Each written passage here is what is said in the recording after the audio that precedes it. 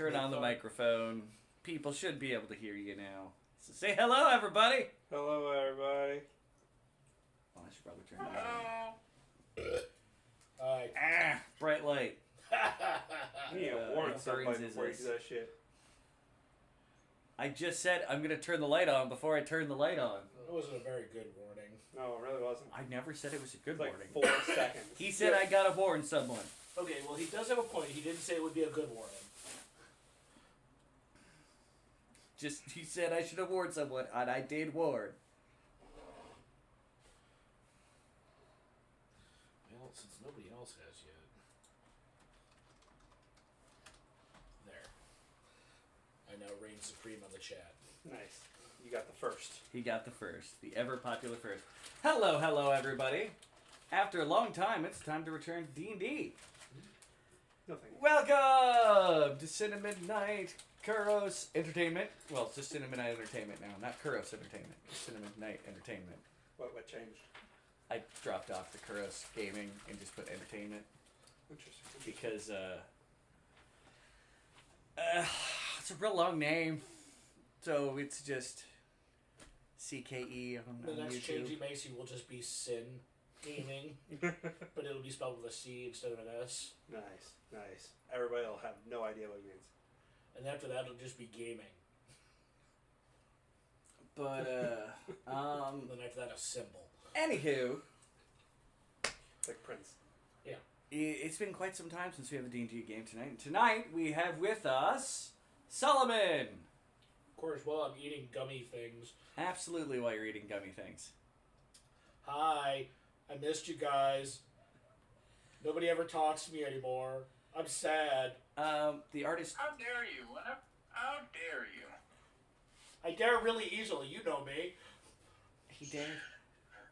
I don't get responses when I text you. Did you text me at all? I don't know. We have the artist formerly known as Scratch and will be someone else today that It's a has a symbol name, Hi. but is still a team. Oh my gosh, I just forgot to get your last character, last campaign's name. Really? Yeah, I know, right? Babis. Babis. Team Break Babis. my heart. We have with us, as you may have heard momentarily ago, Rurik. I'm so sad all the VODs are gone.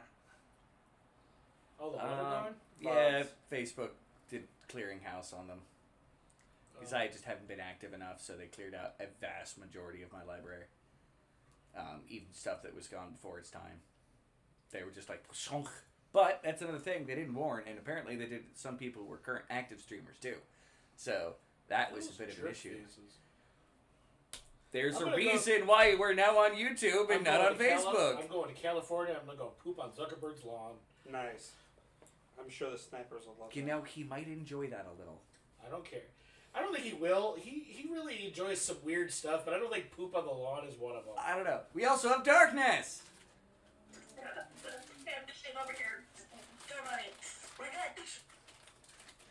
I couldn't understand half of that, but He's hey! doing something shady over in the corner. Doing something shady. Yeah, leaning back in my chair and coughing. That's what I was doing. Uh-huh, that's what they call it now.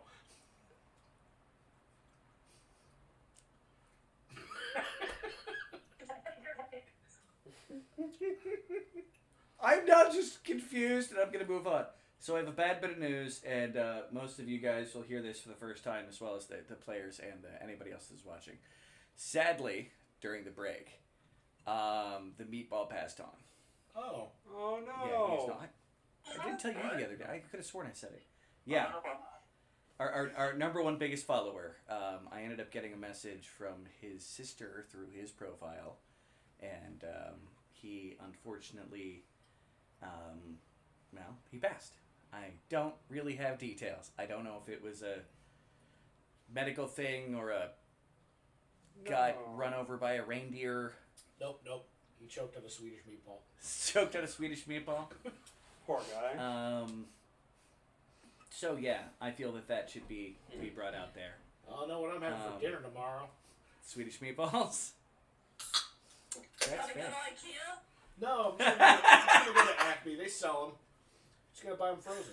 I don't know. It might be fun to go to the Gotta have closest. a meatball for the meatball. I don't know. One of these days, over summer, if we can get everybody here in person, let's all go to IKEA, and we'll just stream from IKEA. Where's the closest IKEA to here? Either Pittsburgh or Columbus? I thought there was one in Cleveland. No. No, Did fuck it no. close? No, there never was one. Never in Cleveland. was. Closest one to us was always. The That's an closest awful one- long trip to pay homage to an awesome guy, but that's an awful long trip, and I'm lazy. Anywho, You know, if we move, we could go to IKEA and go look at furniture. well, we If you are need- gonna move. Who's gonna move? I don't know. You guys been saying we're gonna move for the past 2 years. Yeah, well, I'm depression, gonna- depression sucks, On okay? side note, I'm gonna be dragging the house bear off to some places here in the near future, whether he likes it or not, and we're gonna take a look and then sign something. So moving is gonna be sooner as opposed to later. Yeah, the whole moving thing kind of got curtailed when family tragedy after family tragedy kind of just fucking stacked itself. So, We're just now, anywho, Yeah. we're just now becoming kind of normal, and that's not saying a lot. I know. so anywho, all of that being gone, we have with us our fantastic cast of people, and we're ready to get back into what at this point I'm gonna call season 3 of D&D. Season 1 was the last game. Season 2 is everything of this game up to this point, and then this is now season 3. This is post writer strike. Post Rider Strike, yeah. So, anywho, when last we left our intrepid adventurers, we actually have to go back a little bit because we finished on a night where Yeah, we were dumb. just the end of the night was like, all right, let's move things along. So, before the group teleported back to How much gold do I have? Last Stand, well, they were still in the capital of the Western Empire. Never you tried to be. Yes, Western Empire. The West. The Northwest. My favorite. The Northwest Empire. You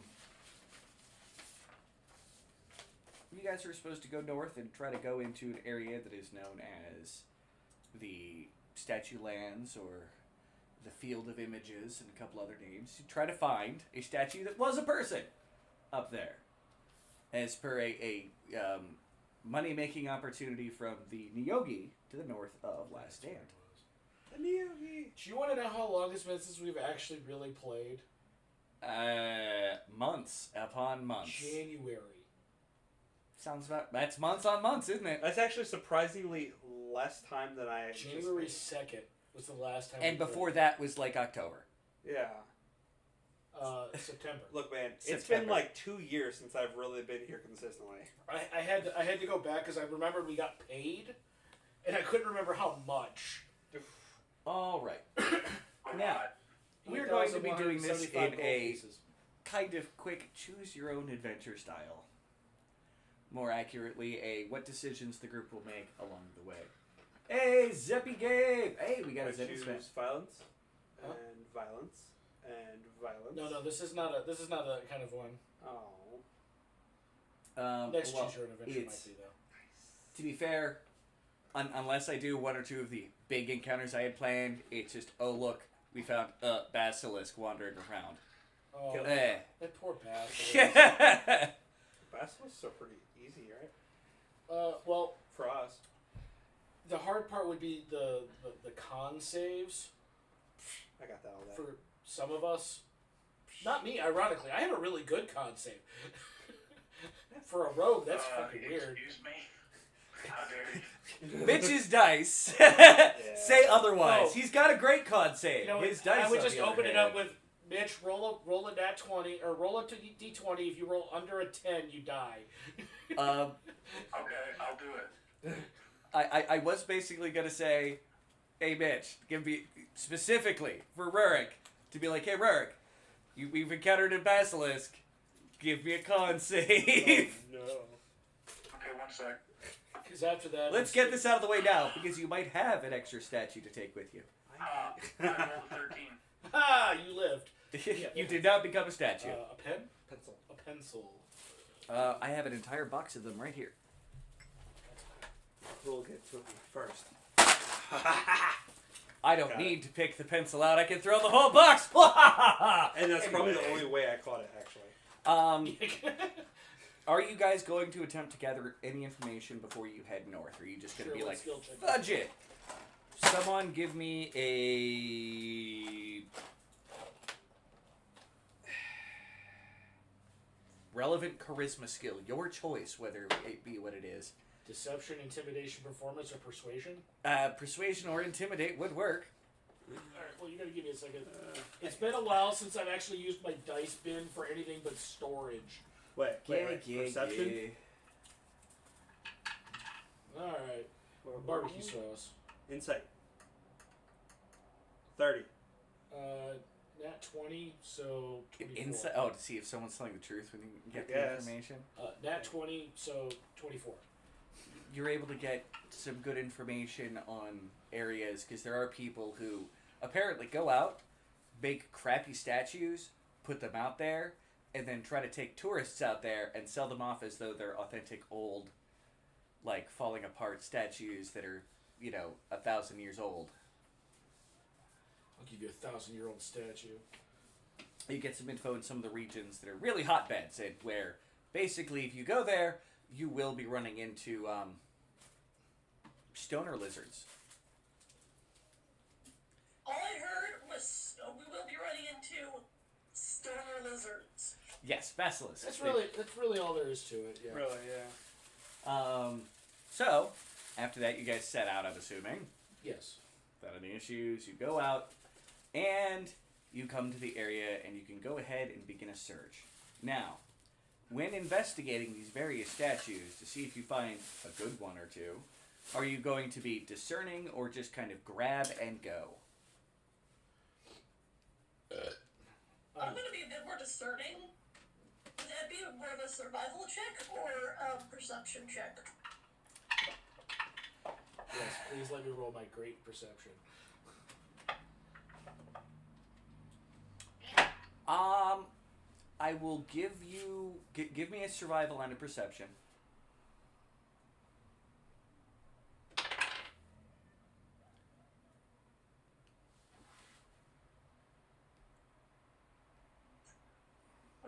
For survival, 18 for perception. Okay. You lead fairly good paths as you guys are going around. At one point, you guys are going to have to end up camping for the night, so I'm going to include that as a nice survival check to find a campsite and get set up. And you do find a selection of nice statues. Now, does anybody else have any other relevant skills that they're going to attempt to use to determine that these are crafted or natural statues? Ghosts help. I'm gonna use stone cutting. My dwarven ability. Stone cutting's a good one right there. Which, I don't know how that works, but, I have it.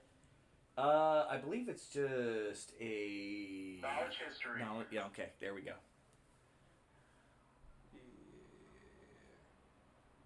Yeah, intelligence history check. Yep. And you'll be getting assisted by the other dwarf in the party. Nice. Let's go. The tree dwarf? Yes, tree dwarf still has stone cutting as a racial proficiency. I'm going to use my... I got 21. Okay. I'm going to use my archaeology subclass Yeah, go for it. and history. Go for it. 19 plus 5, so... Or is it investigation? No, it's probably history. So Can I 24. make a knowledge nature check? Yeah, go for it. I'm asking for people to try to pull on their knowledges and whatnot to try to figure out what kind of skills they want to move towards this and everything along those lines. 21 in knowledge nature. Okay. Hey, that's that statue there's a warlord. I remember him from my history book. He vanished one day. Nobody knew what happened to him. Huh. I guess now I know. Sadly, your actual knowledge of history as to if any of these people might be a historical figure does not seem to be coming into any particular focus Hey, here. that's the Rusted King again. Come many bodies does that dude have? I'll notice that Apparently there's... Somebody roll an investigation? I don't know if we have an investigation on this part here, but finding the right field of investigation was done, or insight was rolled, not investigation. I was gonna say I gave you a 30 for insight. Yeah. Yeah, the person, you were able to find a truthful person on that. So if Hell. someone wants to pull out an investigation, you go for it. 21. Cool. You guys will notice, even as you look at it, so many details seem to be weathered off of them, even on some of the statues that appear to be newer than others. Like, you come across a statue, you're pretty sure it's only been sitting here for like 5 years. It looks almost as weathered as the others, which means that some of the older statues, upon further investigation, that may be absolutely ancient, look just about as weathered as the ones that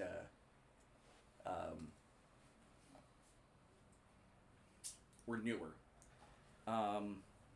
And in addition, you do find the occasional, like, couple piles of rocks that are most likely basilisk feeding grounds. For some reason, when they turn people to stone here, they don't always turn to stone in a way they can eat them. Hence the reason why there's a bunch of statues still around. Interesting. Now, are you guys going to come across, like, basically come across the first one that you think fits the criteria, or are you going to shop around? Shop around. Shop around. I mean, shopping around seems fun. And I want this one. And I want this one. I can't afford that one, but I want this one. I mean, they're all free. Fuck They're yeah. Like, they're like ducks at the Load them up. Put them they're in the like wagon. ducks at the pond. I mean, as long as you can catch them. Can we bring the wagon with us? Yes. I'm assuming yes. I may put a cap on how many statues you guys could grab. Boo. But, get the basic idea. You guys also notice as you're wandering around that this is actually still a fairly popular route for people to take. Even though you know that there's, from maps you've seen, there's a road that goes all the way around this entire region. But people seem to cut across this field. Like, you're there and you see the occasional wagon wheels and the occasional group of people going. This is quicker. Yeah, they're just like, just kind of like, they see you guys about the same time you see them, and they kind of like hurry up a little bit just on the off chance you're guessing that you might be basilisks or bandits or something. I am both. Nice. I thought you're not a thief. I'm a basilisk bandit.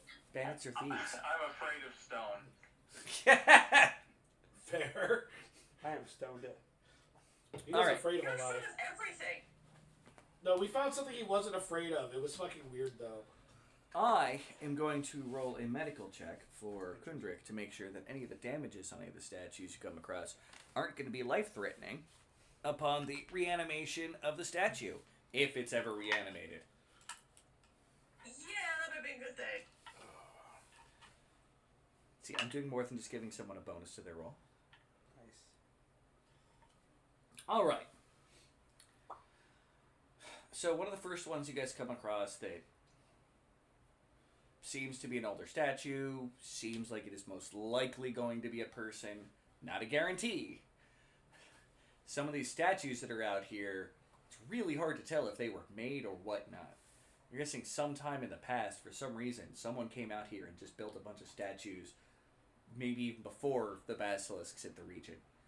Or they were coming out here and chiseling down other people to turn into statues they were looking for.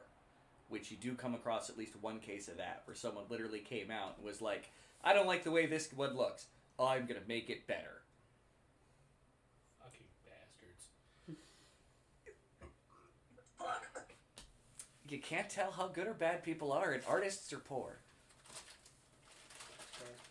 Yeah, I know. They starve for a reason. But one of the first ones you guys come across is actually an impressive looking soldier type.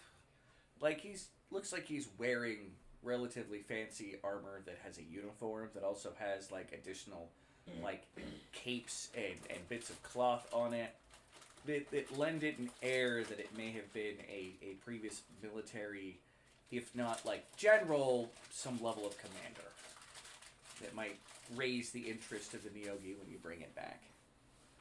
You are able to pull that out with your history. Like, you see insignias, you're not entirely sure what the insignia is, and you're like, yeah, no, this is a fancy poobah.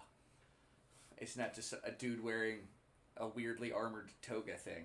I plant a flag on him.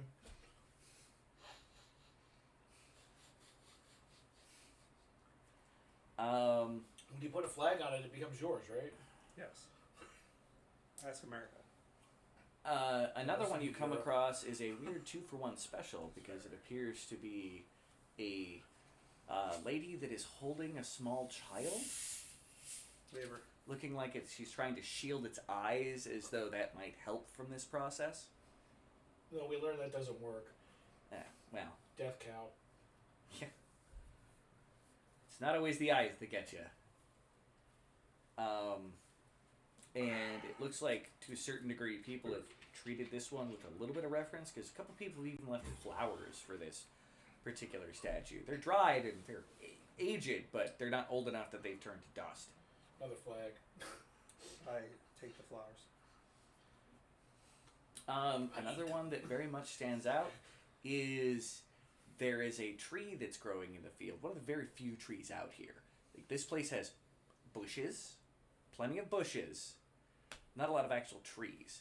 And there looks like there is someone who is chained around the tree wearing robes with a very annoyed look on their face. You can't see much more details than that. Another flag. That one might take some extra work to get him out of there. No. We have a shovel. When fun We come have back. a war shovel. Yeah, there is a war shovel. We have a shovel. We just dig the whole tree up. Unless it's a really big tree, then it's not worth it. The last one has a little bit of an aberration to it, as it seems a lot younger than most, as far as you can tell. Like, it is very difficult to tell, but you rolled really fucking good. Like, this one, probably only like 450-ish years old. Even with the indistinct weathering kind of curse that goes over he's these. practically young. All the others look like they're You can see the look of disappointment still. ancient. Now, there's plenty of random peasant, and just completely random people. Most likely these people taking the shortcut, walked too close to a bush, and a basilisk hopped out and went, "Rah!" Could we take all three? You could grab all three. You're probably not gonna be able to fit any others on the wagon, just given That sounds like a good deal. the stances protecting them. And all three of them do check out. Well, technically four, because there's a small child.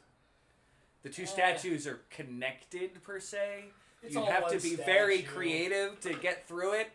Wait, I got an idea. I can talk to plants. I can tell the plants, hey, can you guys, move so we can get these statues? So you guys can continue growing unimpeded?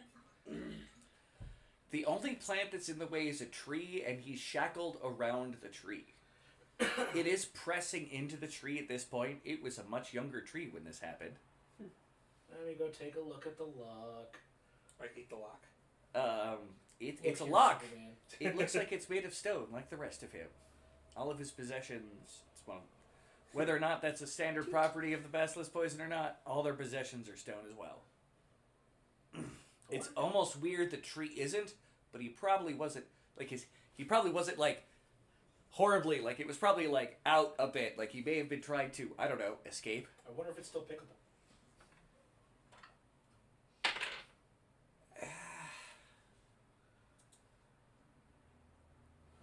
14. I'm just right here with my axe. Also, have you considered hammer time? 27. Yes, I have considered hammer time. All of the parts are basically connected now. So, no, it is No, not. yeah. Okay. They're no longer interlocking pieces. It's kind of like you couldn't disrobe any of these people because there's no room between them and their clothes. All these Well, how mechanical big's parts the are. tree? The tree is about gonna go 2.5 feet wide. It's a pretty big tree. It's a pretty big tree.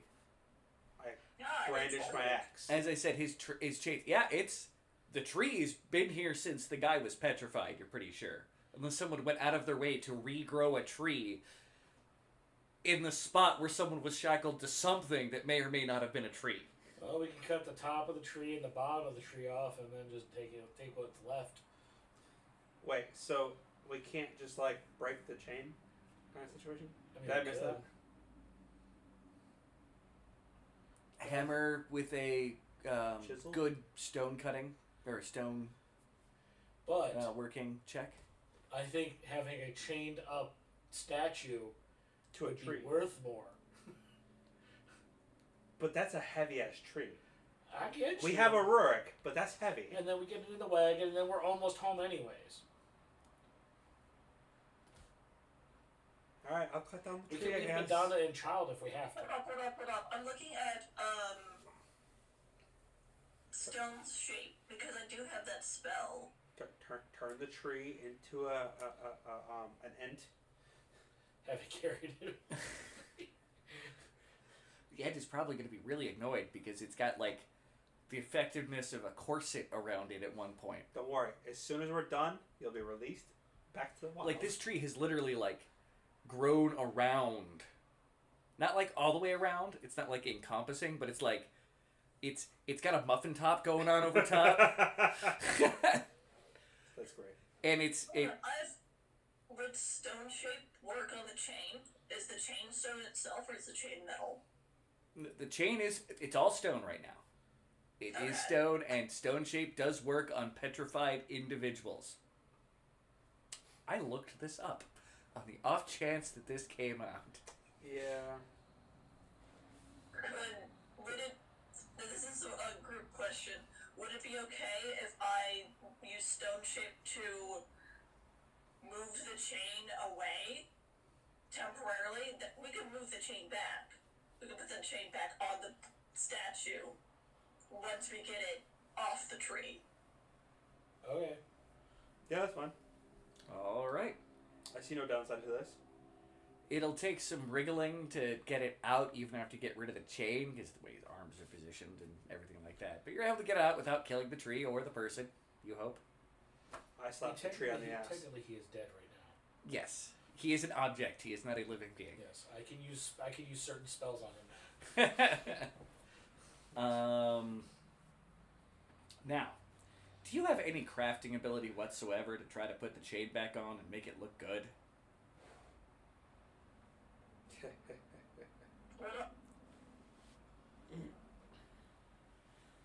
It's a tool proficiency.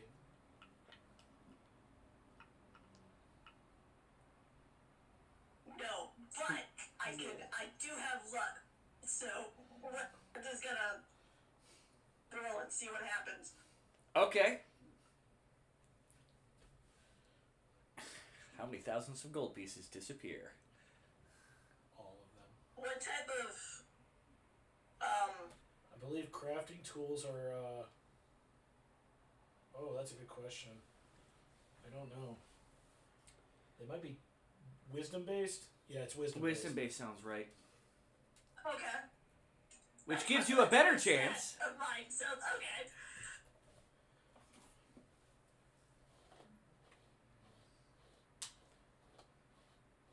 Wait, so she's trying to stone shape this thing back into place?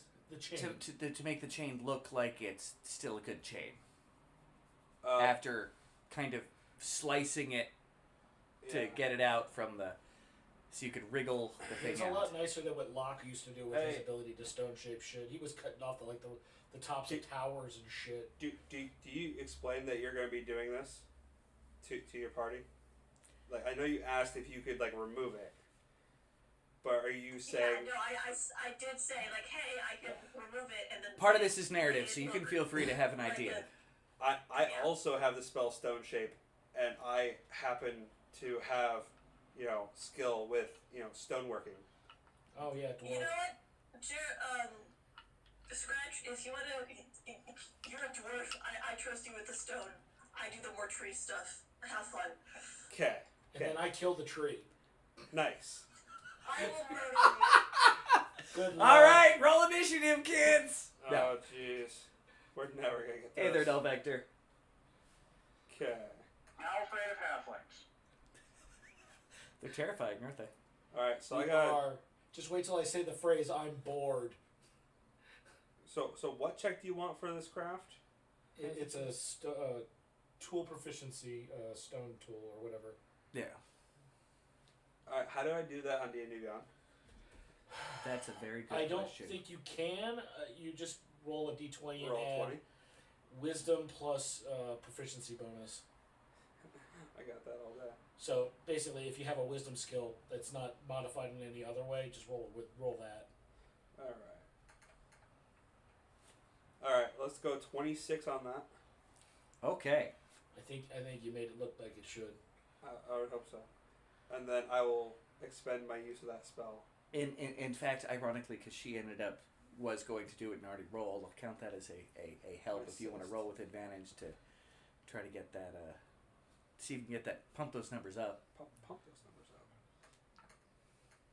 I'll only do this because money's involved here. No, 24. Okay. So You 26. still roll them rookie numbers. All right. And you guys spend the better part of that day loading up the 3 statues, going back to the flags. I'm supervising. Someone's got to I hold hope on for Shadow beneath. hasn't gotten into anything. That would be terrible. Currently eating one of the statues. Had this been a full role play out, I would have been having fun because this is Shadow's perfect terrain to go running around. It's all wonderful plains and mineral stone-rich land. And this Shadow is- would be having a blast, and probably is, but we'll assume hijinks ensue. I was gonna say, And this is the boulet, right? the boulet. I'm riding Yeah, this is the the bullet. way. Riding the bullet. This is perfect boulet territory. If it wasn't for the fact that it was dominated by basilisks, there'd probably be more boulets here. There probably is billets. They're just stone and underground now. And every once in a while, you guys do run into some warnings you would refer to some of the greater basilisks running around that nobody wants to deal with. Because they're big, and some of them grow to be, apparently, huge sized. I'm gonna eat it. Halfling's hungry. Halfling, stop eating the dwarves. Aww. No, the greater basilisk. Oh, They didn't even know it happened. I killed it and ate it. I'm just picking my teeth with like a tooth. but anyway, with that, you guys get back to town, and you get back to the teleportation circle that was basically rented for the purposes of getting you guys back up north. And Bledoop. You guys got back to it's the area you went teleported by where the giant's lair was. And where the weird tick feeding off of the other weird large creature were inside the walls. For those that remember that adventure. I packed That was scratch that was into a box. minute ago. And with that, you guys travel north, not running into any other issues, and you guys make it to Last Stand. Alright. And much like Garfield and Odie, I packed Scratch into a box, tape it shut, and ship him to Abu Dhabi. Hell yeah. Too sandy. Don't like it. Oh, it's not really Abu Dhabi. That's the thing. Oh. It's just labels. You end up in Connecticut. Of Hey. all That's places. the worst. Hey, I couldn't send you to Kansas. I'm not a wizard. Hey, I didn't say Texas. I'd rather Texas than No, I live in Connecticut. Florida. Yeah, Florida fucking sucks right now. Not unless you end up in a Florida Waffle House. Then I hope you got fists. I'm about to be giving more money to Florida than I ever expected to in my entire goddamn life. Florida fucking sucks. Taxes. So now we get to the part of where we're gonna have the group take a 3-month hiatus. People are gonna basically be able to spend time around the town. Basically to say that for the most part, things seem to be relatively quiet and whatnot. You just got done delivering Grandma and the weird mess that was that entire journey south. Are we allowed to have fun here yet? Technically, yes. Oh, nice. Yes. Do you own this town yet? No, No. but I'm deciding whether I want to make Kundrik my bestest friend in the whole wide world or not. I think you should. Because for 3 months, I could spend my entire existence tormenting the poor wizard in the tower. Nice. Because there's nothing he can do to stop me. Such a good idea. All right. Like, So- I will disintegrate you. No, you won't. With that, and there's going to be an event that's kind of going to end the hiatus. But things are peaceful. Stuff is going to be happening in town. I'm going to go through some events in town, and if people want to interact with said events. But what do people plan on doing with their time? I remember joking with Darkness that it's just going to be a lot of time spent napping by fireplaces. But Napping by fireplaces, feeding the boulet, feeding the mimic. Probably gonna attempt to get more monsters in the party. Yeah. So you're playing Monster Mama. Yeah, playing. Yeah. Are you going to be trying to work with these critters in any way, shape, or form to try to domesticate and or train them in any way, shape, or form? I want to try to domesticate, and primarily the boulet, because that one travels with us. To potentially, could I make it a mount, or would that be something that would not Oh, be I see. able? You got I one would of not be those able to do. too. It's Finally got probably going to diagnosed. be quite some time before it can be used as a mount. That's all I can say. Right now, and I'll go to scratch. like right now, it's kind of the size of a large cat. By the time to 3 months, it's going to be the size of like a moderate dog. Which So one? it's almost What? going to be the size that like the halfling could ride it, but not quite yet. Alright. I'm more worried about the mimic becoming the size of our house. Well, we're talking about the boulet right now. We're gonna have two houses side by side. One's gonna Baby boulet is the conversation. The size of the house. So you I know. thought we lost the mimic in the house. No, I can It's always continued find to be it. found. The mimic is And not. jerky. I got jerky. Who wants jerky? He's not that good at No, hiding. he's good enough to hide that if you just walk around with jerky, he's not necessarily going to just like reach out and grab it. His But- butt starts wiggling like a dog. Like, oh, Anyway. oh.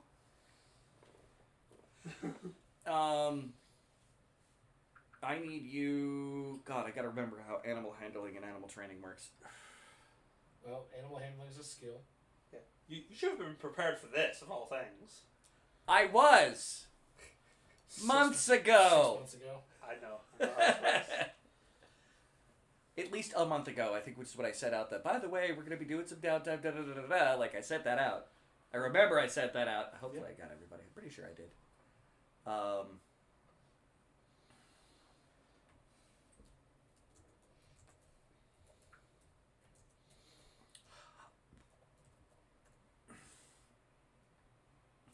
I have one question for you. Do you feel Well, like previously it didn't work. Are you going to attempt to speak with animals with Shadow during this time period at all?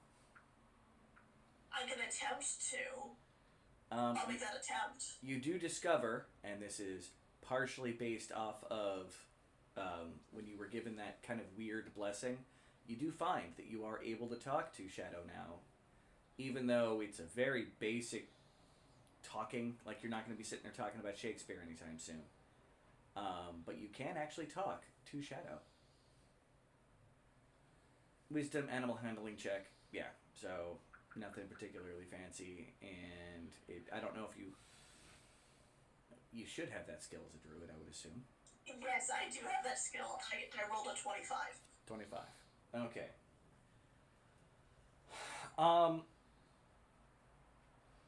There's a couple focuses that you might be able to focus on, one of which possibly being attempting to get it so Shadow will do certain commands during combat, like run, hide, and fight.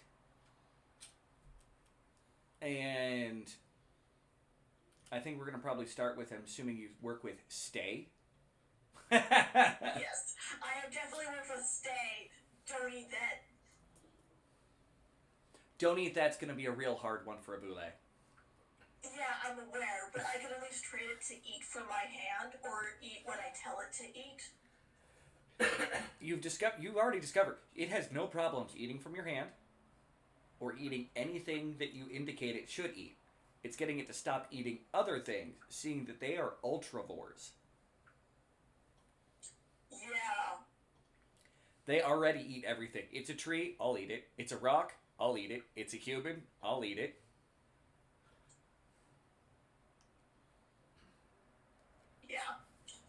But the idea of getting it to stop at least temporarily and maybe move it away from something it's trying to eat that it shouldn't, that one can be acceptable. But yeah, we'll say that you've gotten it to work with those kind of commands, no problem. Now, in the case of the mimic that you're putting on to, because again, you've got 3 months, you're going to be working with these animals, and that seems to be your focus. Now, mimics, you do understand, are relatively intelligent creatures, or at least they can grow to be them. They may not be initially intelligent.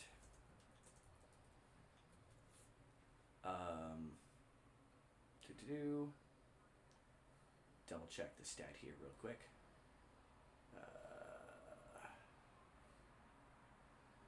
Yeah, an adult mimic's got about a 5 intelligence, so it's above animal. It's not necessarily smart, but They technically can speak common.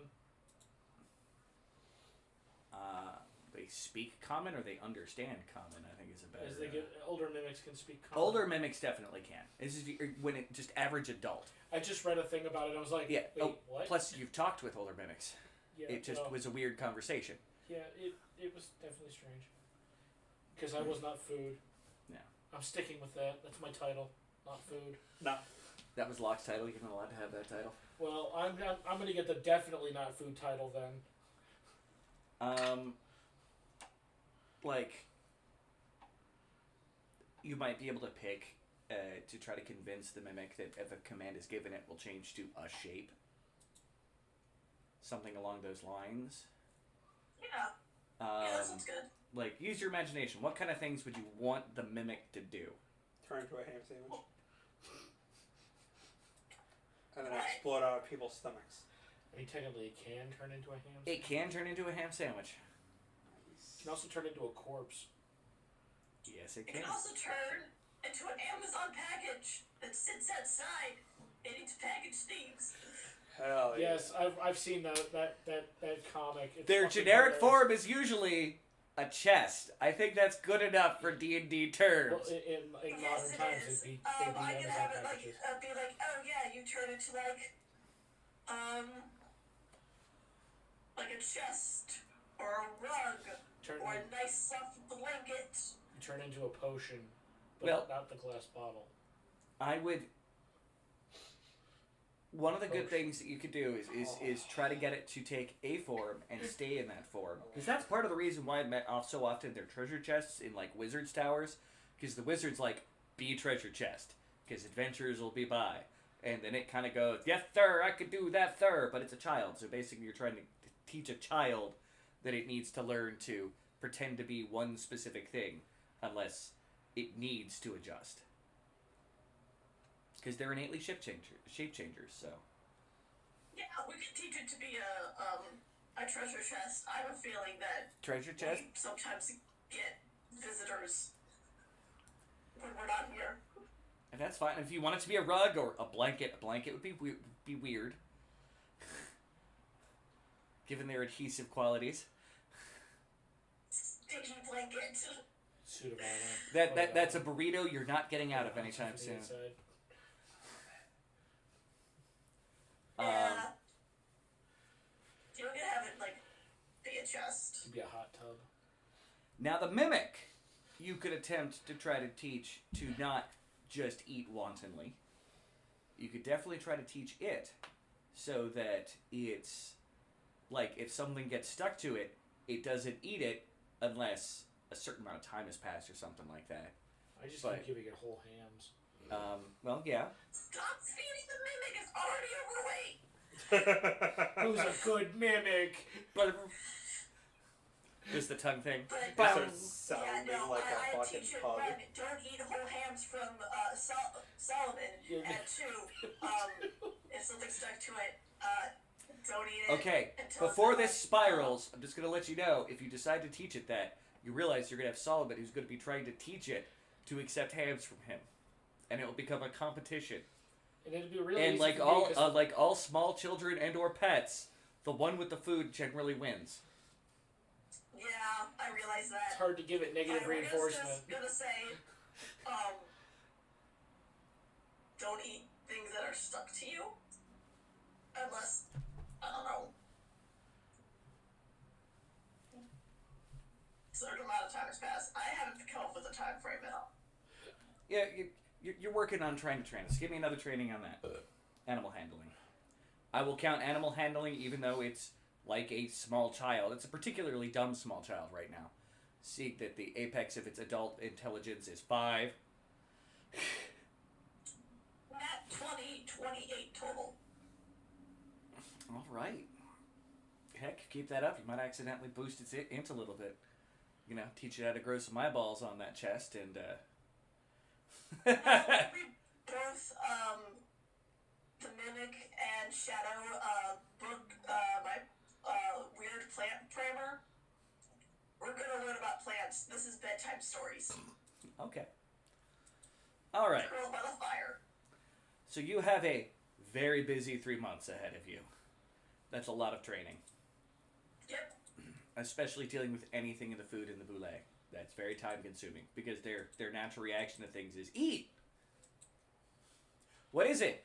Food. That's a sword. Food. There's a reason why they're called land sharks. It'll eat the sword. It might not be able to digest it very well. It'll digest what it can and just poop the rest out. Eventually. All right. Let's move on to Rurik. Your vacation. Let me verify. Verify. What city are we in? Last stand. Okay. Will you And guys what have a is- home? So I understand that we're here. Is it literally a vacation, or did we say we're just waiting to prepare?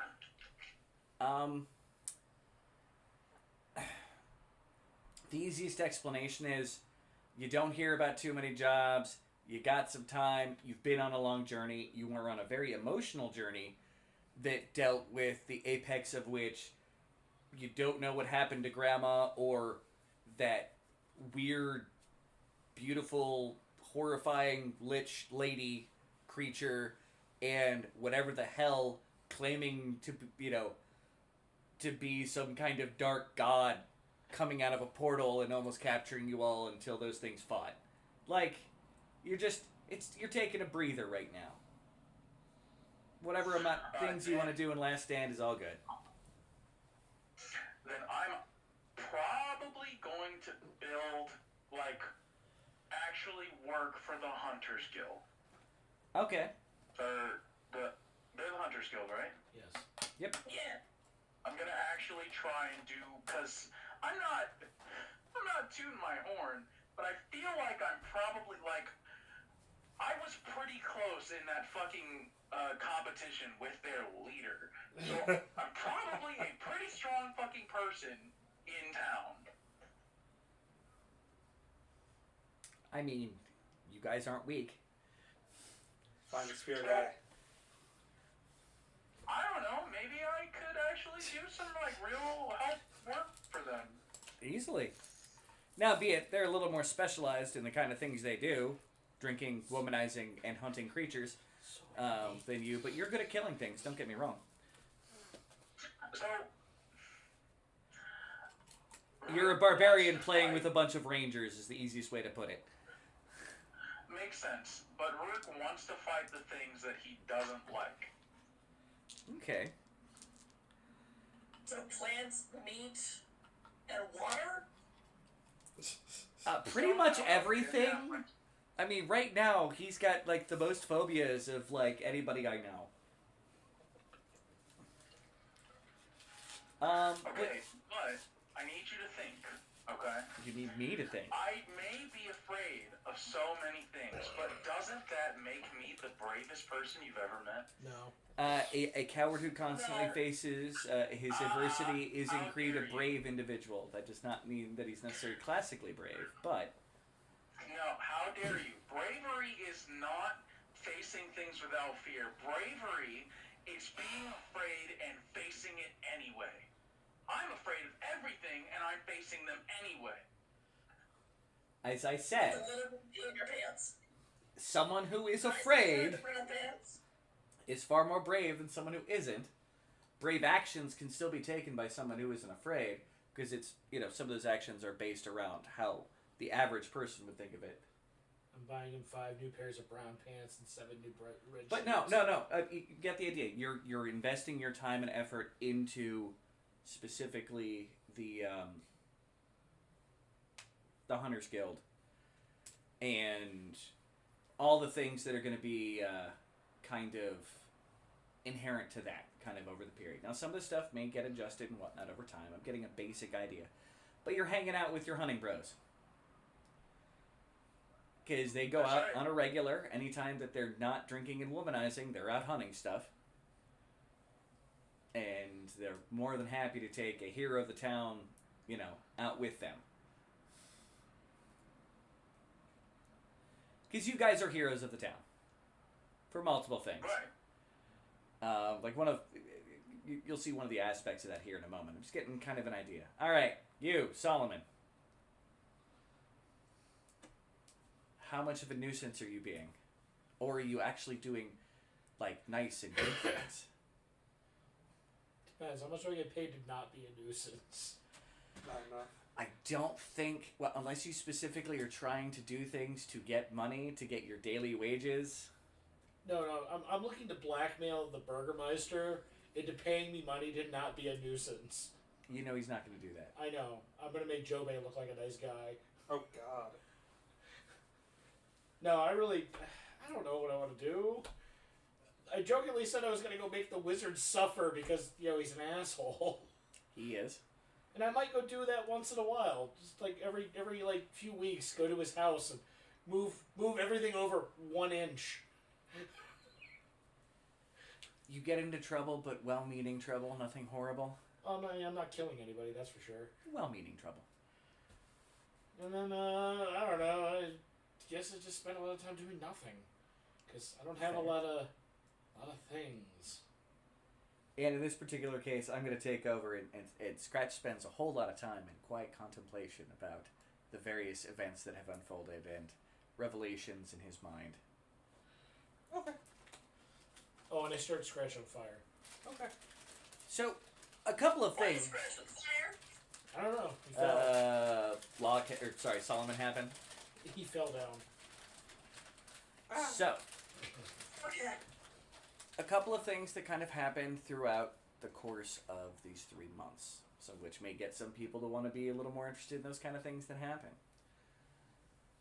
One, you find out that in the town, a couple changes are going to be happening. First off, the Burgermeister is being given a allowance to actually pay an official town guard. Because at this particular moment, they've all been volunteers. People who are just yeah, I'll help you out. And, they get paid for, oh, the festival's on. Here's some money. Especially because we pay the extra people we hire money, so you deserve money too. The rest of the time, it's just well-meaning citizens. Even though apparently he's had to basically get a fee for the money from the Traders Guild, are basically now funding the town guard through the Burgermeister because he has no income because this place doesn't have taxes. Makes sense. They get donations from people, and that's how he's able to pay what he pays, and his own, I start money. collecting taxes for the town. That's not taxes, that's theft. Some people might agree with you. I convinced them that it's taxes. By the way, hi Alonda, and hey there, Kevin. I wasn't It's trying to 4 say your gold messages pieces to per people. person. It's a lot for the usual peasant. So, that's one of the major changes. Only once a year. A second major change is Grandma's house is actually getting turned into an official healer's hut for the town. Nice. Nice. Of which they don't have any official here. Oh yeah, by the way, Kundrik is spending all his time studying and doing wizardly things in the basement. What? Because, I mean, he's not partying and being a nuisance with me? oh, he's partying with his studies. No, shut up, Dory, that's right. No. Every few days. I moved everything in the wizard's lab 1 inch to the left. Shadow, or Darkness, why did Shadow eat my experiment? That was not fresh. That's why I don't feel so good. Shadow, burp. High five, Shadow.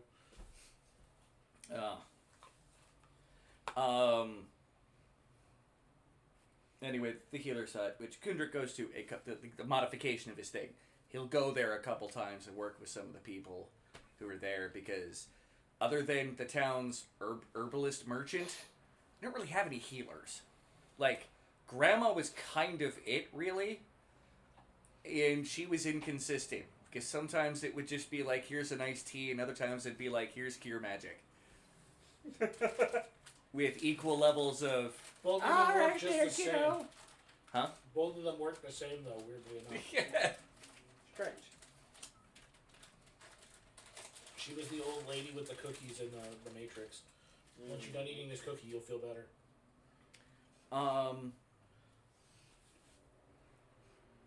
But, so that's a modification. Like, for example, that's a modification. He is literally going to do that. Just like, if you, sir, want to start trying to help collect a fund for the town so that the Burgermeister doesn't actually have to get as much money from the now privatized defense force. Y'all know the Burgermeister. He's not going to be like, oh, Traders Guild, you want me to do something? Fuck off. That's why I don't care. He's incorruptible in his lack of care. You're basically saying that because he's a gruff bastard. He's a good burger man. Yeah. Burger man. He's the best burger man. He cares about the town, but he doesn't care enough to actually do what anybody wants him to do. During this period of time, the town does successfully go through another year of nobody raising a vote of raising a vote of contest to the Burgermeister. He doesn't really get reelected. Just every year, if someone goes, "You suck," they'll consider replacing them. It's chloroform. Abductions. Only trees. And then he wakes up 3 weeks later because I don't know what that shit is I'm pulling out of Kudrik's office.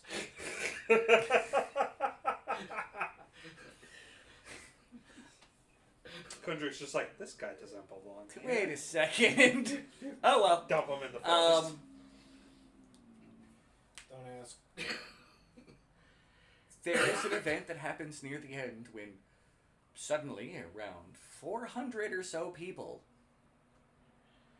apparent refugees and or exiles from the south, come north. And the town graciously accepts them and basically says, yeah, we have these massive tent grounds to the east. Some of them might not be fields right now. We'll be figuring this out as we go along. Where from in the south? So apparently, What burned down? there is a city on the edge between the Eastern and the Western Empire that has had a prison in operation for a great many years. And this prison basically was taking in long-term prisoners from both the Western and Eastern Empire. It wasn't really aligned to anybody. And it decided to kick a bunch of people out. And both empires said, you can't live here. Some of the people moved to Drakenward, hoping to get helpful out that way. Some of the other ones moved here, and they were rejected by any towns further south along the way. Well, it's because every other town south of the way is smaller. Except for the underground one. But basically all the towns are like, yeah, we can't absorb. Like, some of them stayed in a couple of towns. Like, not every single person along the way. Like, not all of them made it along the journey. These are all insane asylum inmates and some of them were political prisoners. Some of them are just people who didn't pay their taxes and got in trouble. Some of them could be murderers and whatnot. I charge them all taxes. You charge the refugees who have nothing, they just got out of prison, taxes. Yep. Yes. I am not a squirrel, by the way. I tax them their time. That's acceptable. Everybody gives me 1 year of their life. I will become immortal. Yeah, they can't give you that time. You can sit and talk to them for a year of their life. That doesn't give you their life, but you have taken a year of their life away. I need to find the spell that does that. We might need more downtime for that one, guys. Unacceptable.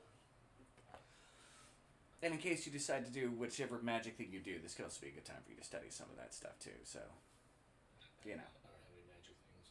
Okay, I didn't know if on the plans in the future there was a lot of possible plans. I don't know. Oh, Just dawned on me. I was going to be a suggestion I was going to have for you. I don't have any. I barely have magic. Oh, that You were magic. talking about possibly becoming priestly. Yeah, well, I got like 2 levels before that happens. It's time to study. Anyway. You know I won't study. It'll suddenly be like, it's gonna be like this. Gibless is gonna be like, you priest now, and I will. Okay. Shortly after they all show up, the Iron Duke and his entourage decides to leave. And with that, the mercenaries in the south, basically having fulfilled their contract, because the Iron Duke left, also leave. Suspicious. I mean, yeah. Boring. He was here for like 6 months. Yep. And we know he was up to no good. And a bunch of dirty, refugees show up, and then within a week after that, he decides to leave. You don't swear people. I'm leaving. I will message spell that guy. You know which guy. I do. And let him know the Iron Duke has left. Okay. I'm doing my job. See? No, you're good. You are perfectly good. And the only other real event that kind of happens in the town, besides these 2 last ones, is the Ragmen Merchant Guild opens up. Some of the independent traders who actually trade up in the Ruined Valley have decided to band together. That guy opened up a service branch. Nice. Well, it's several of the traders. There's multiple of them. There's that one particular one. There's one that you guys have run into a couple times. You happen to go along basically his route. Almost seems. Oh yes, I also remember. I kidnapped child. Children? I have a house now. Kidnapped child. Which child are you kidnapping? The child I'm supposed to kidnap when I have a house to put From child that in. one small town. I will accept that as you go and you collect the child, and that's it. You adopt the child. And then I teach her how to feed the mimic ham. Stop feeding the mimic. It's gonna try to turn into a vase, and it's gonna turn into one of those great vases because it can't do anything smaller because it's fat. Chunky mimic. It needs to turn into a bucket. Easier to put the ham in it. It's gonna you try to turn it into a treasure. It's gonna try to turn into a treasure chest, and it's gonna look like it's overloaded, like someone's going on vacation. Like the wood's gonna look like it's buckling because it's just a fat mimic. It turns into a picnic basket. Stop feeding the mimic. Why is there bones of 1,000,000 hams inside this picnic basket? Oh, I don't know. Just throw another one in there. No, Anywho. Never. We all have our hobbies. Mine's feeding the mimic ham. And near the end of this, the Burgermeister has a horrific heart attack in the middle of town. Is he dead? He's not dead. I might heal What the him. fuck? What the fuck? He just has a heart attack. As in, I go fix it. Why? basket. Yeah, I'm gonna fix it. Because he's a large man that probably doesn't live a healthy life, but still tries to run around and act like he's not, Now Oh, I get it. Just because he sits around and eats burgers all day, he's gonna have a heart attack? well, now we gotta force feed him salad. Ugh. I'll get the shovel. Give him the mimic. We'll have the mimic hide in his house to eat all of his meat sandwiches. Stop feeding the mimic. This is for the health of the Burgermeister. I can't! Ah! It's gonna get to the point where I just mentioned the word mimic, and her response will be, "Stop feeding." Stop feeding the mimic. You're gonna Pavlov the trainer? Yes. Burgers. Yes, burgers. And I should say, someone said yogi, so picnic basket. Yes, All right. With that, we get through the kind of events that happen. Now, you sent the message. Kundrik's going to spend time working with the healers of the town. To be fair, he's probably working with the herbalist to make sure that the Burgermeister is okay after his massive heart attack. Oh, there's an event. As the town guard is expanding, I forgot about this. 3 of the most prominent new members of the town guard, as they're going to be the first tiefling ever to join the town guard, as Jobeg joins the town guard. Don't fucking trust that at all. No, I trust that a lot. He knows so much more about this town than anyone. Think about it. There is no place a thief can hide here that he won't find. He already knows all the hiding spots. For Burgermeister. That I don't agree with. Wait a second. So the guy who's like, he'll be a great town guard, he's like, no, not Burgermeister. While the 2 people who are like, oh my god, that's not good. There's a difference between being a good town guard and being a good leader. Jobei is not a leader. And he's oftentimes seen going around town with 2 of the other new hires, which are a set of gnomish twins. And then getting taxes from people. And seeing that most people who are in the town guard thus far throughout the history of the town have been human. They've had some dwarves and some elves, but that's as far as they've ever gotten. But they've got their first 2 gnomes, and definitely their first tiefling of all time.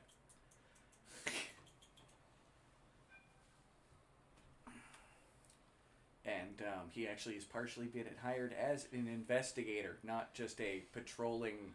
See? He makes a great detective. He'd be a terrible chief. He'd be a terrible chief. That'd be like having Riggs and Murtaugh as chief. The LA just burns down because they don't care about collateral damage. Alright. Now that being said, we've gone through the various events that have kind of gone through these months. Does anybody wish to have any kind of modifications to what they do? I didn't expect anybody to be like, oh yeah, I'm going to go join the town guard. But, I keep feeding the Burgermeister ham.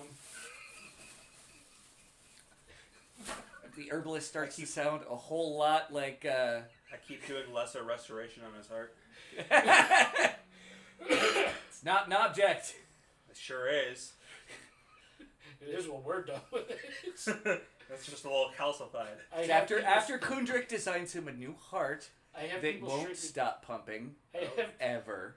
I have people shrink me down to microscopic size and give me a shovel so I can go deal with it. The arteries are just shovel us out. Just get the cholesterol out of there. Why is Kundrik creating the world's first artificial heart out of entirely biological components?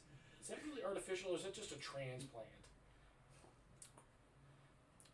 I mean, it's a necromantic heart, really. Alright, I'll accept that. I'll accept that it's Are we artificial. making the Burgermeister into a lich? I don't think we can. No, Lich, no. Some other kind of weird undead thing. Juju zombie. No. Juju zombie. No, he's not actually making him a heart. Kundrik is too busy being a wizard and being locked away with his studies. Too bad we couldn't make him a necropolitan. So he can eventually show up to the tower up north and just take it through, wizard cockfight. They're basically just an intelligent undead person. That's it. Yes, he just goes up and screams, I cast Inconvenient Scalp Itch! Ah! I cast Tree Branch to the face. What? Whap! Oh, son of a bitch! But with that, I cast Tiny Staff. Scratch, the first real, emergency that's not a momentary emergency, like the Burgermeister. He has a heart attack. He's okay. A bunch of refugees shows up. The Iron Duke leaves. The refugees set up in a camp in some of the fields that aren't planning to be used this particular time, and then they'll figure out what to do with them over time. Let alone the town now starting to figure out a way how it's going to feed 400 more people. More Druids plants. are helpful for that. Mm-hmm. More plants. Yeah. They're used to huge influxes of people. Warn them all, don't go in the woods. The woods eat people. Yeah, don't go into the woods. Ask Rurik. Never go into the wood. Rurik, go around and tell everybody tales of the shit that happens in the woods. Because fuck the woods. I'm not That's what afraid. we have the bard for. We have the bard to tell them to never go into the woods. Let me tell you tales of Actually stupid things. Tell you tales. Yeah, I think we're good at the moment. Oh yes, Oh. we released the bard Yeah, I onto got that the fucking plant tree who tried to get me last time. Nah, it's dead. All right. We unleashed the bard onto the unsuspecting town with tales of our shenanigans. Scratch goes into a Yeah, so they angered the Fey Queen and summoned the Stag King and brought forth the Nayrol. God of the Dead. Oh, and an angry angel. You see, you're getting too fancy. Just, yeah, I got implanted by a plaid. No, we were talking about what happened down south. Oh, I thought I was talking about in the world. When three gods decided they wanted to rumble in one spot. People are gonna go, whatever to that. Too fantastical. All while we were on a boat. A crystal boat. What a boat! Oh yeah, I put the boat on the mantle of the fireplace. Hopefully the wonderful, what was it, herring? No, he was a carp. Carp. Wasn't someone gonna make an image for that? Yeah, we were lazy. I mean, we had a generic one. Where is it? Should be up a bunch of chat. We keep interrupting Drew while he's trying to talk about how Scratch is going to leave us. Scratch basically gets into a coma. God damn it! Stop being coma boy. And Kundrik takes a look at him. It's another coma. Don't know what's going on. He seems to do that every once in a while. Now I put him in a box and ship him home. No, we should probably tuck him into bed. I mean, yeah, and that sounds like a good idea. So he's in a place that's comfortable. Ship him to the And hope and pray that he doesn't run away again. I write a letter, put it in the box, ship it back to my parents. Nice. You'll be safe there. No freaking out, just acceptance of Scratch having another moment. This ain't the first time. It's the last time, though. Womp womp. You don't know that. I mean, as out of character, I do. But you don't know that. Because I strangle him to death. That night comes along. And the first person to notice anything, Darkness, you're sitting there, you're working with Shadow, you got the Mimic nearby. Shadow starts freaking out. Very uncomfortable. What is it? Is Jimmy Donna well? God damn it. Shut up. Well, at the moment, without Speak with Animals up, you get the indication that Shadow is indeed very agitated by something nearby. A smell, a whiff, a feeling. I can't speak with animals. There's something outside, there's something outside, there's something outside. Something's coming, there's something outside. It's scary. Something's outside. Okay. I'm going to grab my scimitar and walk towards the door. Okay.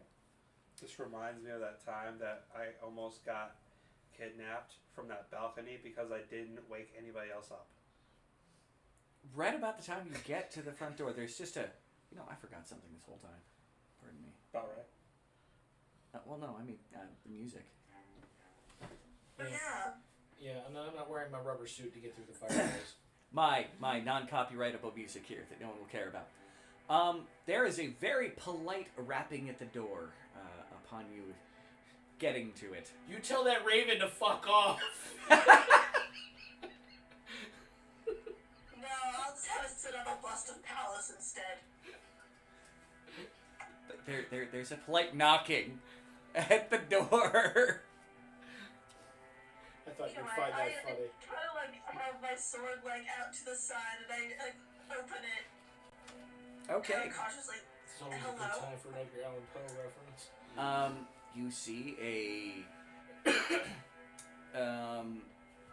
cloaked individual wearing a cloak that's definitely covering up their face, but you can see that they seem to be wearing traveling finery. Like it's like a really nice tunic underneath. They've got gloves kind of going out, but you can tell from the way the gloves are shaped that this is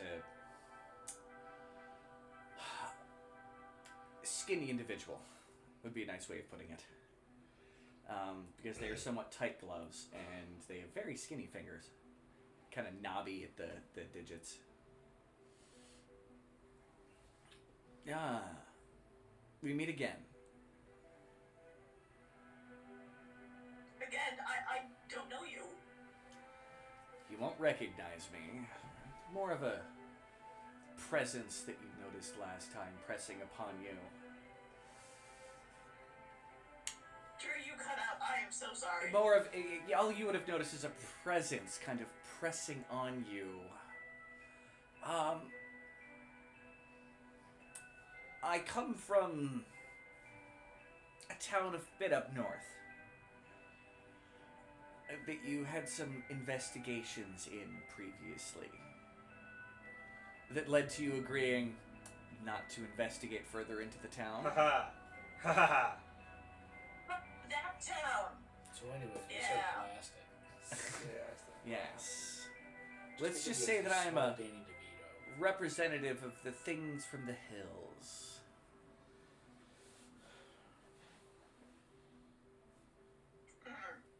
Okay. So why are you here? I'm here to collect something that needs safekeeping. That is in your possession currently. Mimic. What is it? I believe If they it's, touch the mimic, I'm stabbing them. I believe its name is Scratch. Or at least what it's being referred to as in this current stage of its existence.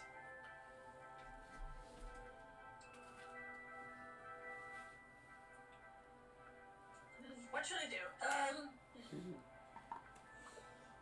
Okay. I'm gonna roll insight. Go ahead.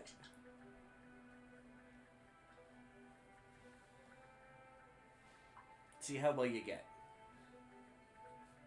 30-20.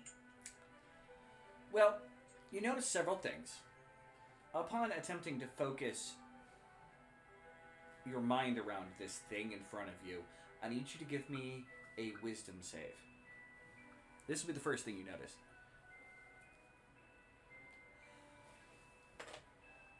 15. 15.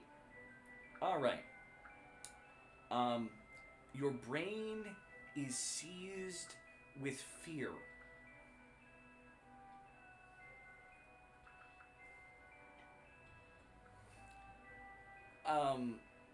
You don't get to the second thing because you're too busy basically just being paralyzed by the pure fear that's in front of you. Something about this thing, the moment your brain focused on it, broke you a little. And you're not sure what you saw when you looked, but whatever it was, this thing is not a simple man standing in front of you. This is a representation of something far greater. Well, I start screaming very loudly because I'm, afraid. You know what? Give me another wisdom save. Let's see if you can actually bring forth air to your lungs. I'll give you. You're a very impulsive person. I'm like 2 levels away from being able to read her thoughts with my perception. At passive. 23. Okay, you're able to issue out not the loudest scream you've ever made because it takes a lot of effort to pull in enough air to scream, but I'll give you that it's enough of a yell that everybody's able to kind of wake up, except for Scratch, of course. Yeah. Bonus action dash. No, I can't do that. Main action dash. You're charging out to the front of the house. You know, I've got a map for I'll jump this. out the window if I have to. I was gonna say I'm you have assuming that your no map character for is just like meleeing out in their birthday suit, and that's it. How dare you? I wear the clothes that I live in to sleep. Solomon, on the other hand, comes out in his heart boxers. That's what Nobody's ever worried about teaching me about sleep clothes. All right, we're gonna switch to the image of the thing here for a second because I gotta find out why this isn't okay. There. Okay, back to here. Okay. what the house is not connected to an image for right now, so give me a second. I need to go into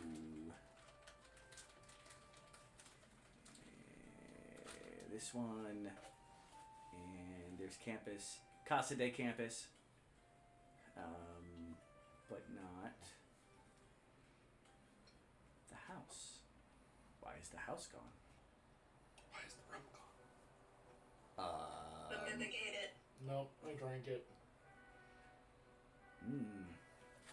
This is concerning. This is how I get to sleep after being yelled at so many times for not feet for There we go. There's the house. We'll bring the house up here. Hi, house. Yeah, that's the house. Got it. The image is being a pain in the keister. Damn it. Yay, OBS. We love OBS. I hate OBS. I actually kind of love OBS. It's made this entire thing possible. It was the edge of the box that I couldn't get to. Alright. So you got the house. Now, you're just literally in a back room, if I remember correctly. In kind of the room. Because not everybody has, like, independent rooms. You've got, like, a sleeping area. I think the only person who actually has an independent room is Kendrick in the basement, yeah. And Craig. Craig does have that, The outside. the outside room. That's Craig's. Craig's a bitch and not here. But yeah, you're charging up to the front room.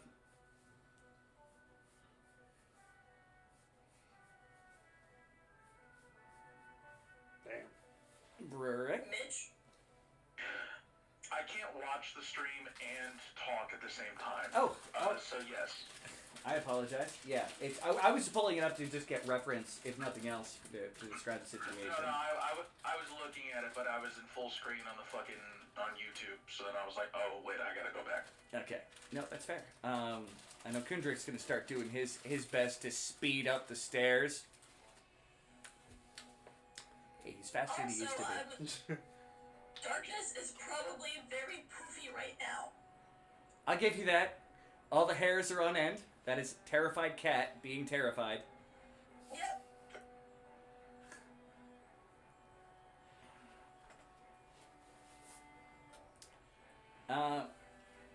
Are you springing up to action as well? I'm gonna get up and grab my weapon belt, Okay. then make my way there. Rourke's ready to just club everything with the one weapon he brought. His hammer. Hammer time. And you know what the hammer is, people. I have nipple lasers. Wait, that's right. Through all of those, the shirts, the potato sack shirts, he's trained the nips to be sharpened weapons of doom. I'm gonna put a shirt on, you're gonna put somebody's eye out with that. Best line from... A monk does say that they can use different parts of their bodies for unarmed damage. Except for you're not a monk. Maybe in these 3 months, I've trained myself to deal superior unarmed damage. I'll give him a D2 -1 strike with his nipples. I mean, he's already only doing 1 point plus strength. If he crits and rolls a 2, that's technically 4 -1.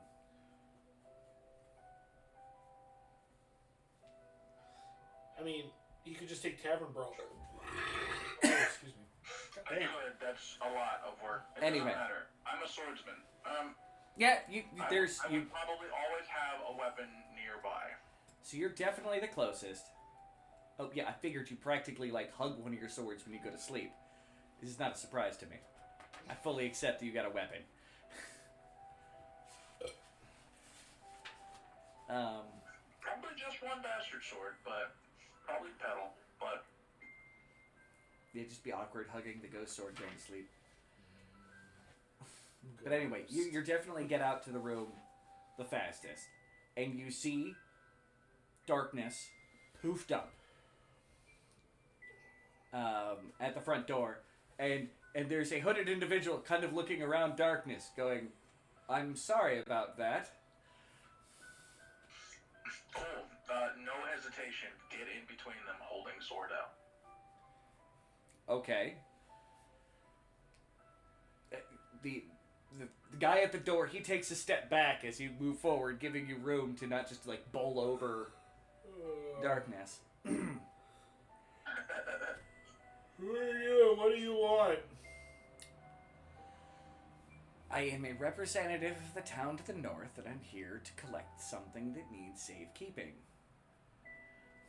As I was explaining to your friend before they got a little too curious. What town to the north? One we're not supposed to talk about. Ah. About this time, your fear subsides. You don't remember whatever it is you saw, Darkness, but you're able to gain control of your body, which there's probably a massive influx of air because you let out everything you had to make that noise. I think she knows what a panic attack sounds like. Now, well, that's fair. Yeah. He's from the creepy town. Sorry, what happened?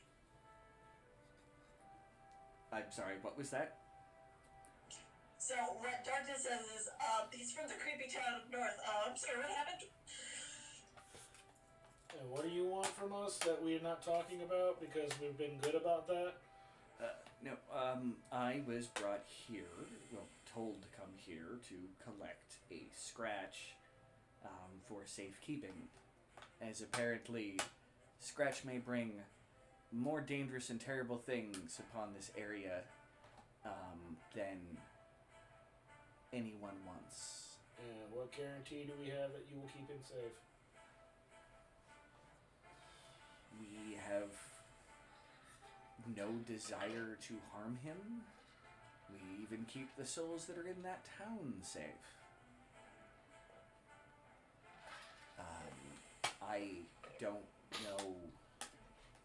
Words don't mean anything. We could make a pact right now if you would so desire, but I have a feeling you wouldn't want that.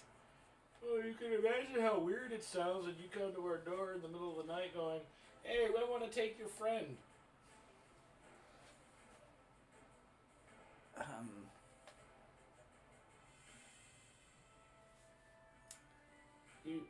I'm assuming you understand that enough. Yes.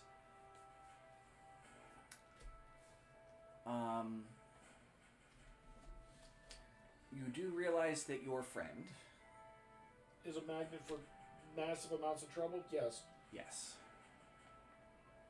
And right now, things are aware of him that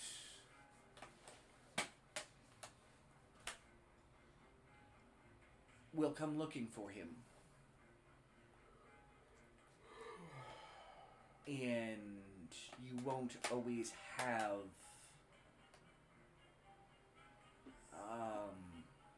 help. And we can hide him. I suppose that is true.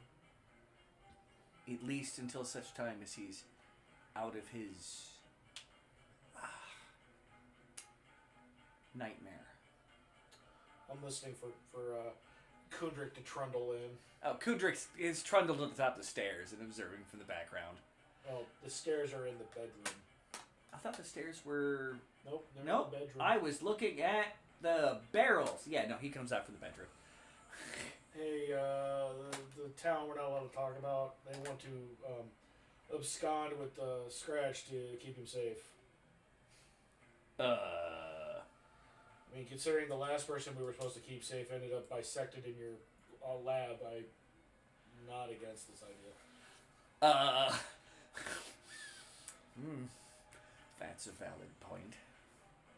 I don't...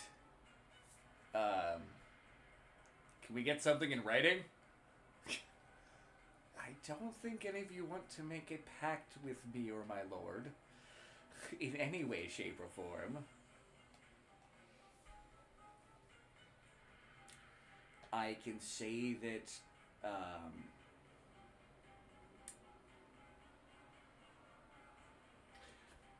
Let me ask you this. This is solve a lot of it. If we came asking about him, like went to your town and asked how is Scratch, will we get an answer? come to the hills. If you remember the hills. I remember the hills. Yes. I might actually, ironically, Solomon's the only one who remembers the hills. We have a vested interest in making sure that he stays alive, because if he dies, from what I understand, he will just become somebody else's problem. It depends on who kills him. Correct. If we killed That him, much I know. he would just become someone else's problem, and if you all killed him, he would just become someone else's problem. I suppose it's fair. Um, I'll be back. I go ahead back into the bedroom. And kill me. No. No, but I am grabbing your little notebook. I do apologize for disturbing this evening, and young lady, I apologize that my form is different than you expected. I mean, curiosity. There was a saying of curiosity killed the cat. Boo! Yeah. You should feel bad. There's more to it. That comes You know, that comes from a group of people who also say that cats have 9 lives. So I find many of those curious parochial sayings to be fables to make people feel good. My cat got too curious and died. Good thing it's got another life left. It doesn't work that way. It's also only half the quote. You're going to do what? You're collecting... No, I'm not. I go to where Scratch is sleeping and I get his journal. Okay. And I'm going to write what's going on right now in his journal. In his journal. And put it back with his stuff. With a date.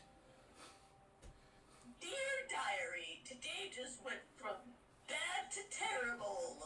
Bad to shit. No, because if you do wake up, then at least you know what happened. I love you. If it makes you feel any better, there is a representative of our town who is attempting to keep him safe in his nightmare. I don't know much about the Land of Dreams, but I can say that we have a very experienced individual who has power over dreams, who is doing things within her ability to keep him safe. We have no idea how long this battle may occur, but fortunately when the events occurred, you were all in a place that was very close to the realm of dreams. So we're aware of these things. Oh, we're talking about the gods getting lippy in the middle of the Fey realm. I actually do wish I could tell you more, although I believe that may cause you undue stress. Which might be something that I may enjoy, but at the same time goes against my purpose here. Dick move. But I come back out. Okay. Alright. I am allowed to take Scratch? I mean, the other option is to try to get the town to watch him 24/7, but the last time that happened, somebody murdered somebody else. The town is not well equipped for that level of problem. And this has happened since the event? Which event? Down south in the... No, it was before the event. Okay. Actually, that's the second time it happened before the event. Well, ironically, we should be keeping you safe from this as well, because I don't think anybody wants those kind of things coming down on them on a regular basis. Even if you have enough friends to keep you safe. Well, it just ends up poorly for them when we are around to deal with it. At least so far. Well then, for the thanks of the, well, cabal of lord and ladies that I serve, I thank you for your excellent reasoning. And I can promise you that we will keep Scratch as safe as we possibly can. And you may come even back to that town if you need to rest and recuperate, and then come to the hills to speak with us. I I'm sure the Lady of Dreams will be more than happy to speak with you on whatever, seeing that she is most likely, until he's out of that state, the one who's going to have the most contact with him. But right now, he's being hunted by death in his dreams.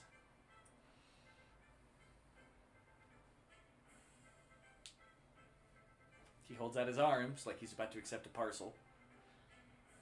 Kundrik, or not Kundrik, Rurik, can you grab Scratch?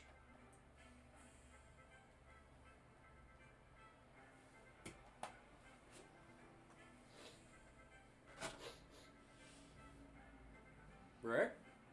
Crickets. He may have popped up YouTube again. No, yeah, what's up?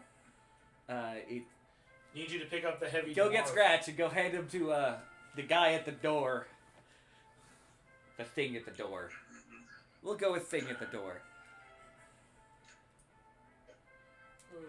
I look at my sword. I don't want to put my sword down, but I mean, I guess everybody else agrees to it. And if it keeps Scratch safe, so that we don't have to constantly like worry about him waking up as a different person, trying to run away. So bring his diary with him as well. Of course. If he wakes up at some point, we can also contact you and see if he wants to leave our protection. I don't know if he'll want to, but he may. I don't know how much he values safety versus the constant Just watch him be threat of... squirrely when he runs.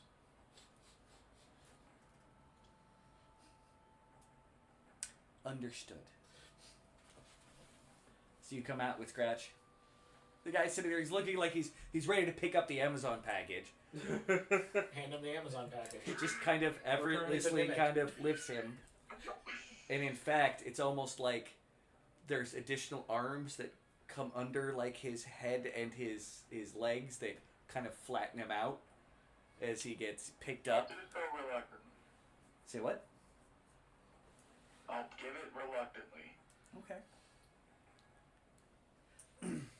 Now then. Things I wasn't expecting to happen that night for 400, Alex.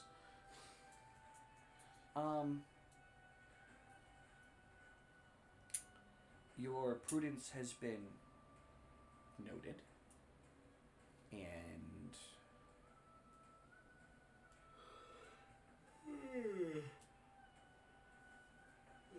I would even say that to a certain extent, the Cabal is at somewhat of a debt to you. And debts are repaid.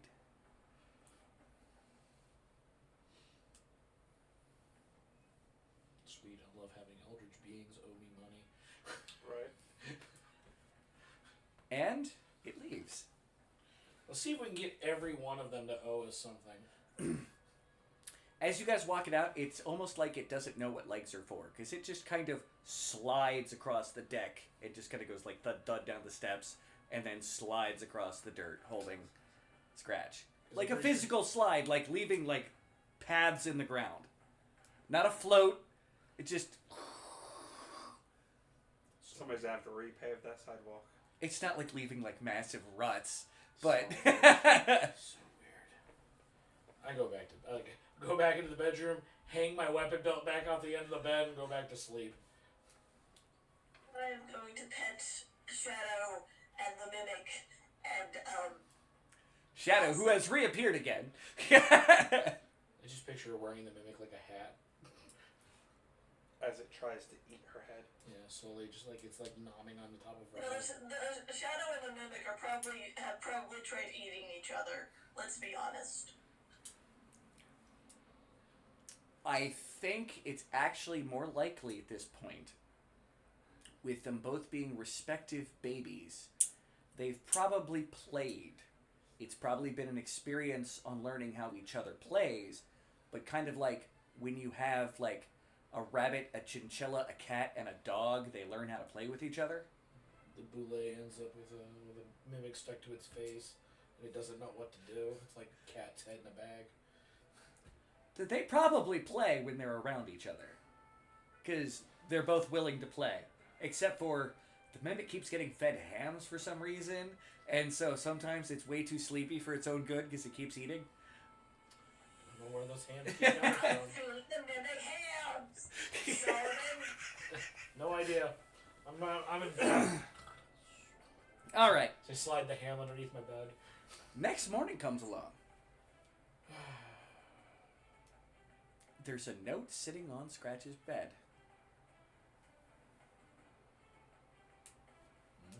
I will assume Solomon just happens to notice Because I it. sleep It's in just that bed. Yeah.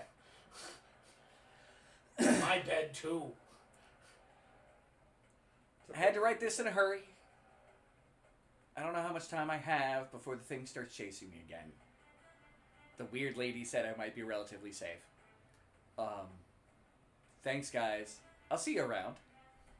And right now I remember everything, so I feel a lot better. Well, not everything, but I feel a lot better about the... Okay, those are funky noises. Talk to you later, guys. Love, Scratch. Nerd. That sounds kind of like something you would do in your more happy-go-lucky phase. Yeah. Maybe instead of love, it'd be hugs. He did like hugs.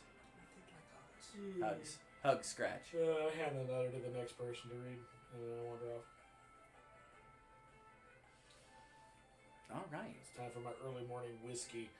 You're going for early morning whiskey, and in this particular moment, I'm assuming Rourke's going to go do his exercise routine. I might take the mimic and I might be doing an exercise routine as well because someone keeps feeding hams. I don't know what you're talking about. All right, Mimic, it's time to learn calisthenics. Jumping jacks time. Little chest going boom, boom, boom, boom. She'll never know it's me. My stealth's too good. No, that means that's why everybody knows it's you. Can never prove it, Because though. they can never prove it, because they can't find out. It's Jobei. IJW and K. I've enlisted Jobei in on it, too. Anyway. That creature will always have ham. So you're getting your whiskey. I have a ham You're fun. putting the mimic through its calisthenics. Rourke, are you doing your standard morning routine of exercise before you go about your day? I'm just taking laps. Okay. Well, you go outside, and shortly after you get outside, a large shadow passes over town and heads north. It looks oddly spider-shaped. Heads north. It looks an awful lot like the Nyogi's kind of castle ship, at least in quotes. He has officially returned. Oh, that's right. He was gone. Yep. Well, I guess we gotta go take his statue to him. There's a little bit of freaking out from some of the refugees nearby, because they're close enough to the place that you can hear them hollering and getting a little excited. So remember, your house is kind of in the middle of where the campgrounds were. They're in the campgrounds, at least areas that aren't going to be used for farming. Okay. Drew, you completely cut out for that sentence, so... Damn it! When was the last thing you heard? Spider ship, Nyogi, Yeah. refugees freaking out. Nope, that's basically it. They happen to be close to where your guys' house are because they're in the campgrounds, and your house is built in the middle of the campgrounds, specifically on the site that's of right. Casa de Campus. I will do my best to calm people down that it is not cause for alarm. Okay. Aww.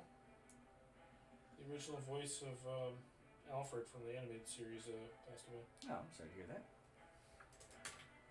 You go out there, you're able to calm them down, like, they're like, oh my god, is that gonna be, and then it flies over, and they're like, oh, and you're like, nope, it's not bad. Well, it's not completely bad. It's not coming to kill you, and they calm down pretty much the rest of the way.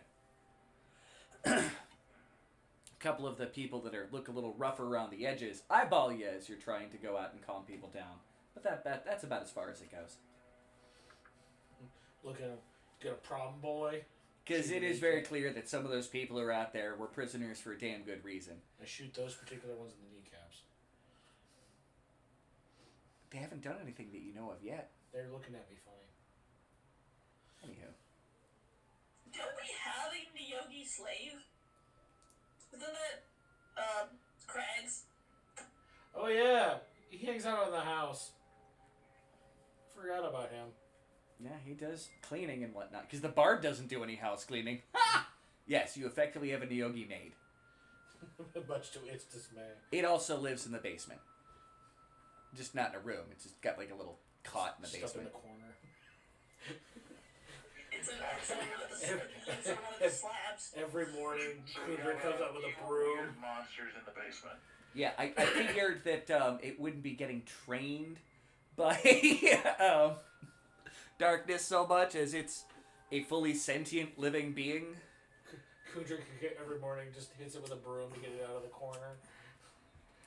That Crag told very specifically to stay quiet unless it is directly asked a question or it's asking for something like, what do you want to eat today? Kind of a thing. Need 4 whole fried chickens. Okay, do not need And this 4 right now. slices of white toast. Alright, bud? Go ahead. Tylenol? It's probably my bad. Alright. I apologize. It's okay. This will not be a normal. Okay. Just to get you know. If it had not been for the crap I dealt with right before getting... Okay. That's why I haven't said it. I even said that was originally the plan. Yeah. So, It's almost been a year since I quit smoking. congratulations. That's actually why I looked over, noticed you, and went, I don't need that right now, and put it out.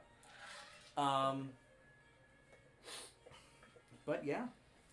We're back to normal, everyday kind of activities with a bunch of stuff has just happened, and guess might have a statue series to go deliver.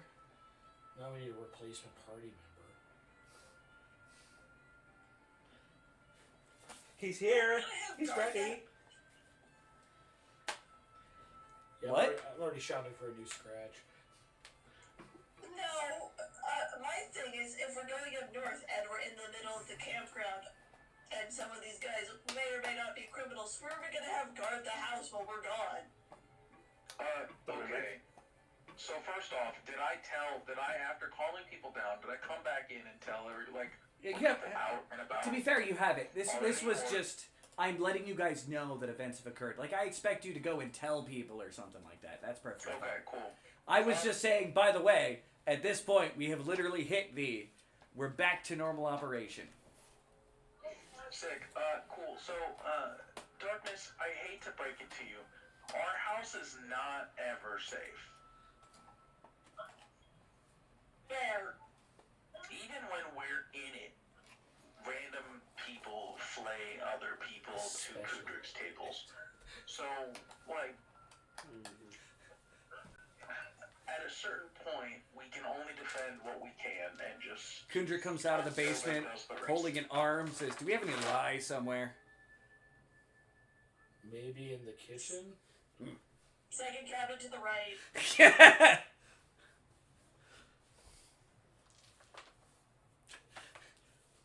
There. I need 7 human skulls. I look at Shadow and the Mimic. Can't I just ask don't want any anything to happen to, Here's 8. Kiss But the that's- forehead. Go. Shadow is currently stuck upside down on top of the mimic, which is currently a rug, and like flailing around trying to get rolled over. We should do it. Could the mimic be a sword? Yes. Yes, a mimic can be a Yes. sword. Well, a small mimic could. Yeah. So... It wouldn't be a very effective sword. Huh? Somebody would have a mimic sword. My sword eats people. What does your sword do?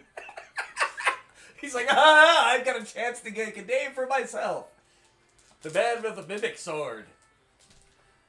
Why is the sword Are we sticky? playing that game? Why is this?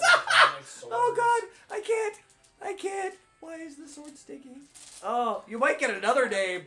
Rourke, you might get a name of the man with the sticky sword. Oh no. Okay, no. That sounds like I an learned incurable in, disease. Actually, because in anime somebody had a mimic sword. Yeah, it's from... The adhesive from the mimic actually just makes a lock for the sword so that I can't lose it. Yeah, that's Delicious in Dungeon, and that's what's his face's sword. And it doesn't like anybody to know that it's a mimic. No, it doesn't. Because they'll eat it. The baby mimic that the group has is not necessarily well behaved enough to become a blade of legend for you, sir. Also, Yes. no. Yet. And since they actually can't shift, their form to create a new kind of attack, it would do the damage of a mimic slam plus your strength, and that's it ever. That's fine. Just turns into teeth.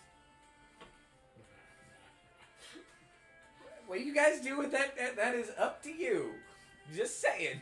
I just wanted it to be a bucket so I could just dump ham into it. Stop dumping ham to the mimic. It's a garbage can. No, it's not. Oh, sorry, the garbage can's next to it. I'm so confused. He's so good at hiding. Mimic clam is Sorry. 8. That's respectable. So what was this about the house needing to be safe? Well, like, we're in the middle of the campgrounds. All these refugees may or may not be criminals. I don't want anything to happen to, like, the mimic or the Nyogi or anything else that we have here. I wouldn't worry about the Nyogi. I'd worry about the Nyogi actually hurting somebody. The Yogi looks like it wants to speak, but keeps its mouth shut. I see that basically just offers up more wet whiskey for you. Turns to the Nyogi. Yes. I assure you that if someone comes in here, they will have to contend with overpowering myself and quite possibly the mimic before they're able to obtain anything of value. Not that you seem to leave anything of value here for anybody to pilfer and or use for anything. Just food.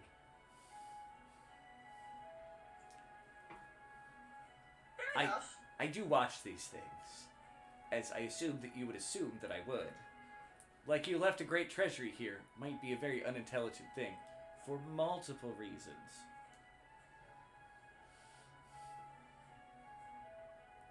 Yeah. So the Nyogi's back, you said? I don't think he actually said it yet. I don't know. Yes. Oh, okay. The Navy, sir. I would have, like, immediately, like, Okay. after the run, and called people down, I would have immediately gone in and been like, hey, yo, okay, so, Yogis came back in a giant spaceship, scared everybody. It's fun. What's the spaceship? Their sky ship, gotcha. It's big flying thing. So we probably should head over there and finish that deal. Yeah, probably. Well, I guess. let me go put this on ice. He just waves with the hand in his hand, and he goes downstairs. I wave back because I'm a smart ass. And then, much like a proper drunkard, Take another drink. finish my whiskey and set it down. I got one gun for the both of you. Gunter comes back up after a moment and goes, by the way, that was for anatomical reasons for training people in town, alright? That wasn't a current other project. Oh God, what is your other project? Oh, have you brought your friends back? I forget how exactly we dealt with that, but we figured that we would be able to deal with Basically, it. he deanimated all of them. Oh yeah, no, the 4 he's allowed to have without anybody having a conniption fit are back. I I was just wonder asking. how I'm Yeah. gonna feel about that. I don't know. I haven't decided. You're gonna have to deal with it, or I'm gonna start blasting. I out melee Rurik, so let's see. But do you out gunfighter me? I do, and I outrange you. I don't need range. I just Anywho. need to get close and be. But yeah, right now they're just basically just standing idly in the basement until he has need of them. I mean, he could have them out chopping wood and whatnot. You guys have disguises. So if anybody needs a manual task, No, I was just checking. That's all. Yeah. Well, I go get the wagon ready. Okay. All right. Because I'd like to get these statues out of that wagon sometime soon. You're out getting the wagon ready. You notice 2 other shadows come flying over the top. He's got friends. Are they spider shaped? Yes. Well, that's good. Out of character, if they were nautiloid shaped, I'd be afraid. If they were nautiloid shaped, this would become a very different experience right quick. Because that would be, I'm going. We're starting Baldur's Gate 3. Yeah. Who wants a tadpole? Not me. Now I want to play the game. I'm going to bed. Good night, guys. All right. Can't be Ted. You guys are packing up and going to go see the Neogis? Yeah, because it's a whole day affair. All right. Yep. You have been in the town of Last Stand for just a couple days. Lovely. If I remember correctly from your background, unless something has changed. I'm a little less crazy now. Okay, that's perfectly fine. Yes. But this morning has caused a lot of people to get upset because there's just giant shadows going through town. You immediately hear someone say, "Oh, this has happened before." It's that weird slug spider thing that got chased out of the last festival. I'm intrigued. Do you go out and try to take a look at the particular event? Because it's, Yes. yeah, you see a couple more go overhead. They're big shapes flying through the sky that aren't flapping. Although they kind of have wings, they're more like sails. In between the spider's legs. I kind of want to, like, follow to where they're going. Yeah. Okay. I want to make my way that way. Okay. I will definitely try to stealth as I get close to wherever I think they're landing, though. Okay.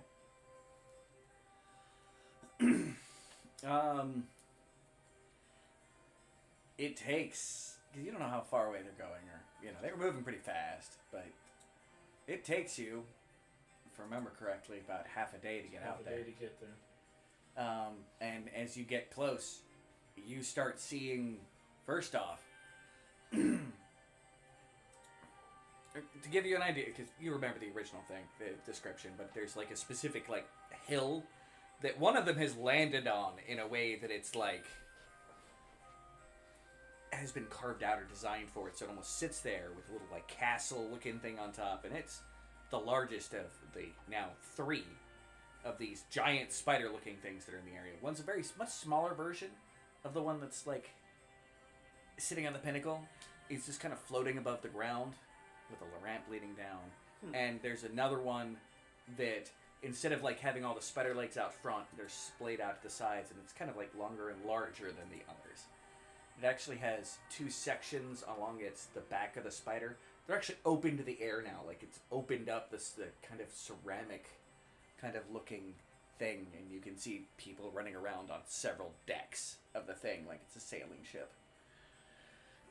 And there is a variety of various humans and humanoids running around. Like there's a partial like temporary looking town that has been kind of construction, but there's additional defenses on the ground being built further out now. Like things are about to get expanded.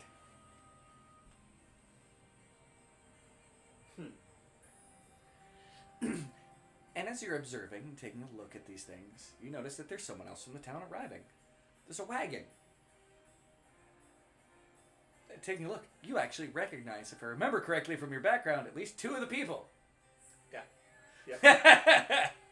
Other than, one of them looks a little weird because he looks an awful lot browner than he did before. That's going to need further investigation. And they appear to be approaching these things without a care in the world. Just start slapping. I want to keep my distance, but kind of move forward, try to observe even more like what's happening with this entire situation with them arriving. Alright. Well, A javelin flies by your head. Solomon's I grabbing teleport him away. just slapping him until he tells him what he wants. You guys start getting closer to the thing, and the normal area where they had like the barricades set up with like guards. Like further out, like you see that there's some teams of people digging and whatnot, like they're about to get ready to put more of these like barricades in, and a couple of the kind of big shaved bugbears that were being guards before. They actually look like they're wearing more impressive armor than they were before. Like they're wearing actual like metal armor and stuff like that, not just like hides and leathers. Both still have the weird branding on their forehead. Yeah, it's you. Come on in. Slapping him in the face too.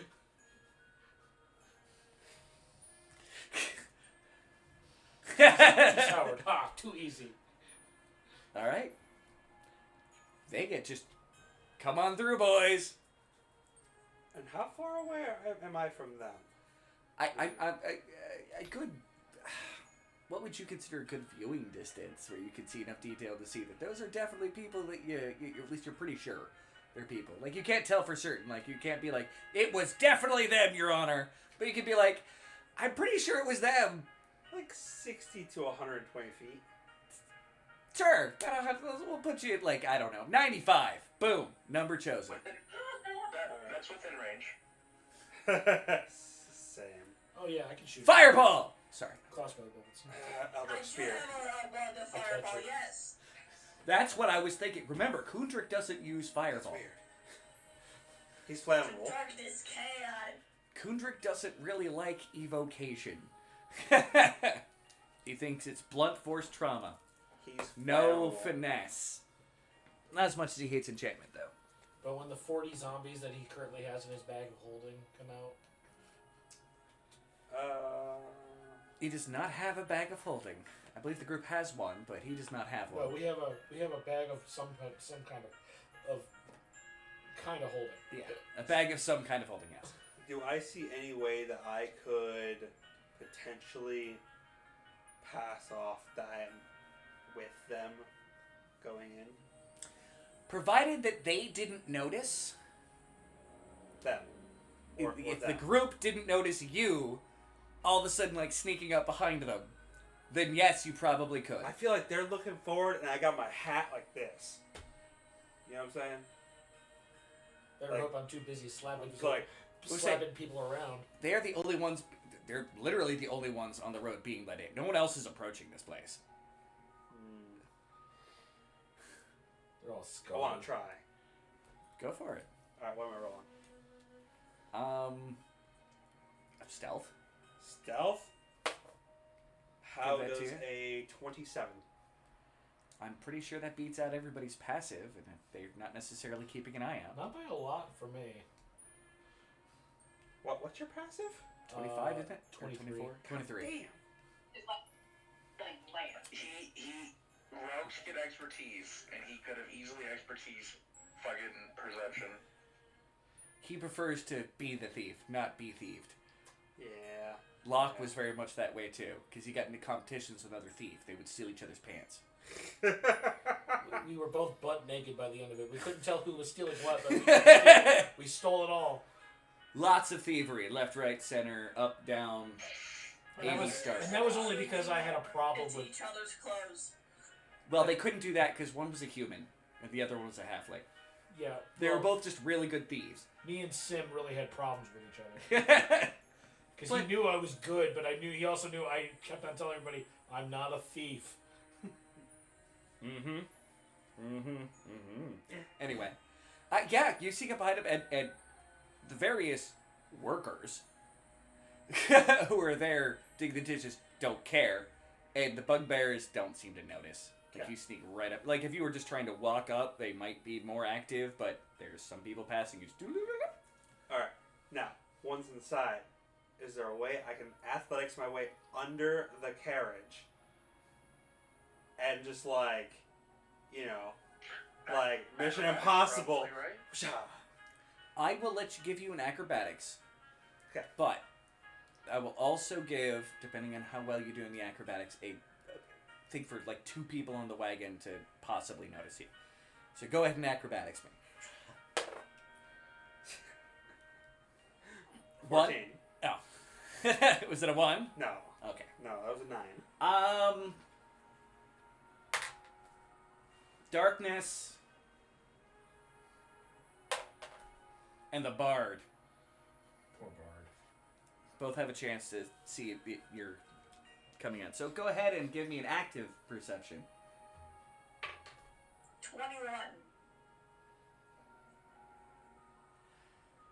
It looks like something dashes like quickly under the wagon. Like it for a moment you think it might be like a bird's shadow being cast from the sky coming down until you realize that all the birds have been fucking scared away by these other things. Oh, sorry. My passive is 20. Next level it'll be 20 like 6. It gets really weird. Mine's at 9. I will never passively catch you doing anything. But yeah. You do see, 10 it plus seems your like perception something bonus. has just dashed under the wagon as you guys are moving along. Yeah, it's a 9. The Bard, I throw the wagon. you don't notice it, darkness notices it. Let's see how much darkness cares. There might be 0 caring, because it might just be another critter that went under there that'll Just eventually me be and the collected. mouse. It's fine. Well, I hope that wasn't important. Anyways, Alright! Yeah, I expected that. You guys begin approaching the center of the camp and the trading grounds off to the side. And the Nyogi is coming down the big ramp towards you guys. My friends! My friends! I haven't even been back a day and you arrive! Well, you kind of hard to not notice flying back. I didn't know if you were going to be in the town. You're adventurers. You go off and you do things and... That's fair. adventure and ne'er-do-well and goody two-shoe well. I don't know what the good do well.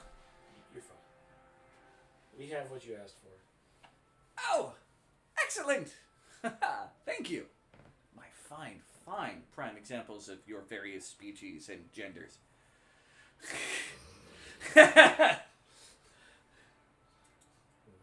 I can't keep it all straight. He comes over. Excuse me, you don't know how I swing. You're right, I have no idea. Although, if you say you swing, I will assume you're male. Because I know enough of the anatomy of your species. I meant like swords. Oh. Well, that's different. Anyway. swords. Fair. Do you need me to get the things unloaded? I don't know why I looked at you. Because you're hiding underneath the thing. Do you need me getting the wagon unloaded? You don't see me? Who's hiding under where? Bard! I mean, or do you wish to do it yourself? I wouldn't want to invade the privacy of your territory. I think it's okay. You can have somebody unload him.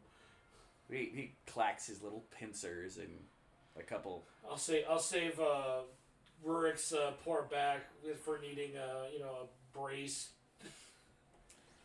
A couple brawny slaves of various species.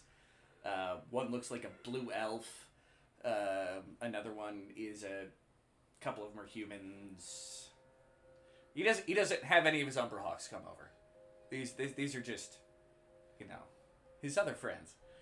And they proceed to take some time unloading the wagon. Very heavy things are being loaded out of the wagon. As you see statue-like feet appearing next to the wagon. Be careful with the chains on that one. Do they have a Medusa? Yes, I show you the Medusa head. Nice. Suddenly it's a statue. Stop just showing people your head! Zzz. We already have one swinging everything around. You don't need to let it out as well. There's a lot of swinging going on. Out there. Kudrick at the plant is unimpressed. But you just can't grow vines yet. Anyway, son of a biscuit. I'm sorry.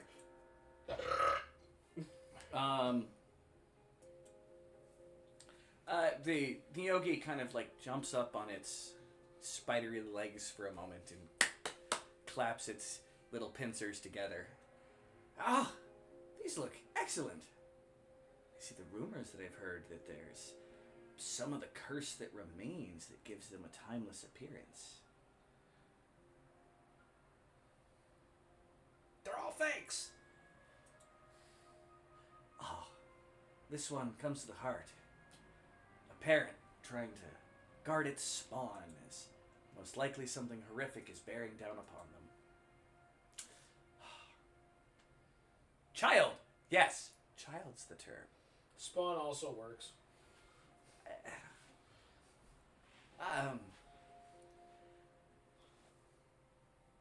I'm trying to get more used to the niceties. Yes, child then. Especially now that I have been both given and saddled with the wonderful opportunity to create a trading post here officially. That's what's going on here. Oh, yes. I mean, technically my character knew already because his underling told us, but, you know, I know how to play the game.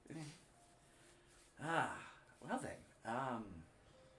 Yeah, so this one is mother with child. This one was just an impressive-looking individual pointing to the soldier.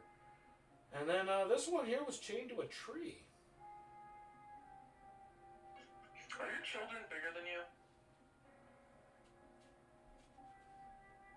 The Yogi looks around, looks back at you. I'm sorry, what? Are my children? That's a question to Solomon. Oh. I don't have Are your children. children bigger than you? I don't have Yes, children. you do. No, I don't. You have one. Oh, well, The little girl. I kidnapped a child, yes. Yes, she is bigger than me. Probably.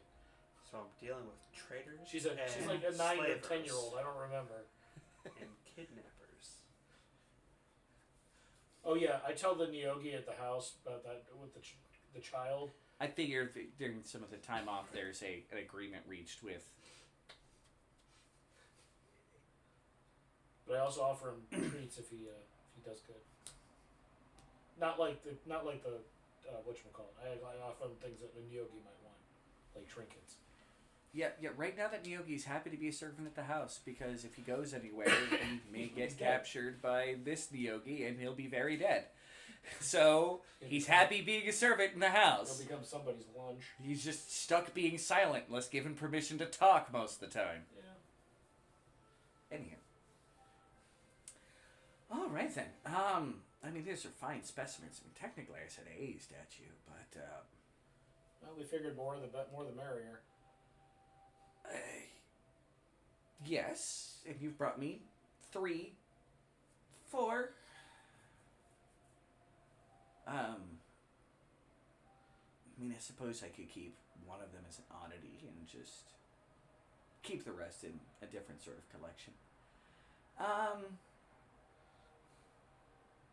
Well,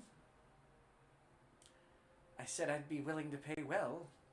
Did you have a amount in mind? I'm assuming you don't just want credit for future purchases. All right, group huddle. The Nyogi takes a couple respectable strides back to get out of immediate range. Hearing age. He doesn't have ears, so. It's got probably ear holes. He's got holes. They've got their weird eel head. I never did figure out how much that might be, did I? Now's your chance. Murder them. I'm trying to. In my head. You're not Sakamoto. I've already killed half of you in my head. Anyway, how much was he going to offer us before? I do not remember. Yep. That sounds like something we should have wrote down somewhere.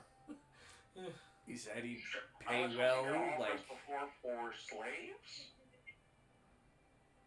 Yeah, I don't think slavery was originally on the table. It was just bringing him a statue that was a person. It was part of the. He knew we were going down south, and he gave us. He gave us a route. But 5,000 gold a person. Is that lowballing it? I don't know. I think that's I don't know. lowballing it. I'm fairly certain that let's try 10K a person and see what he says. Worst case scenario, he says no.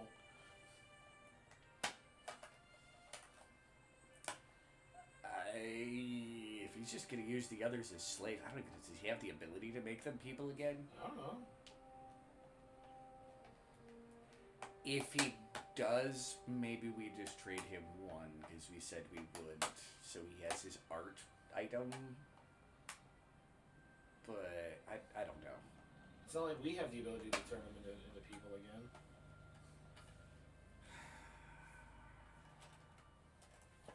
Yeah, but it's a lady with a kid. We might be able to ask the mistress of the swamp to help them. Oh. She's getting right sick of us, though. We'll just send darkness.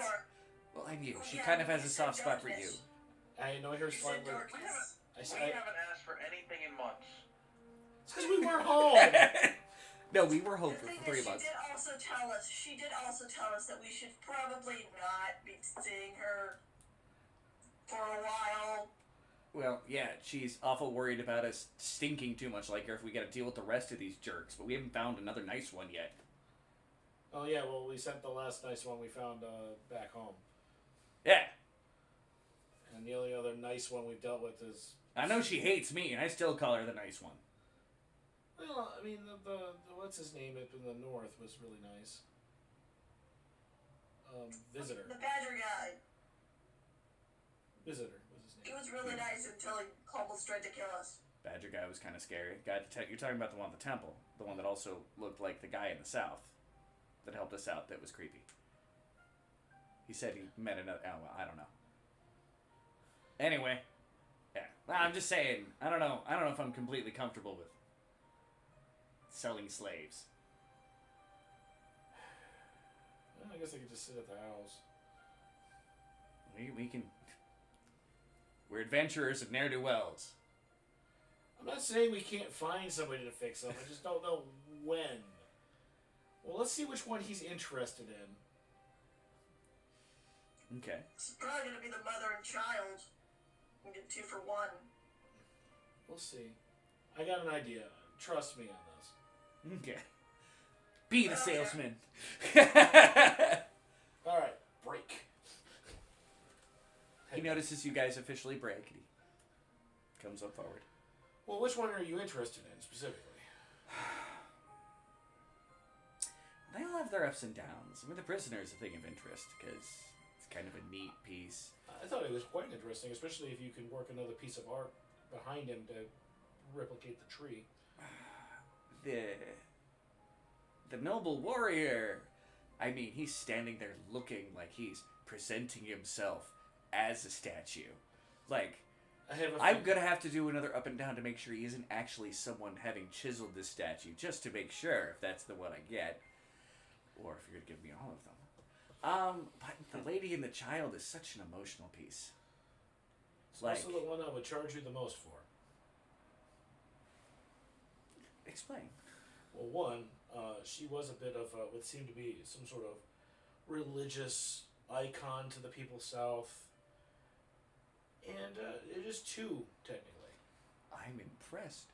You took a local religion's icon away from them. Yeah. I never thought you had it in you. Oh, we do a lot of weird things. I thought you were more...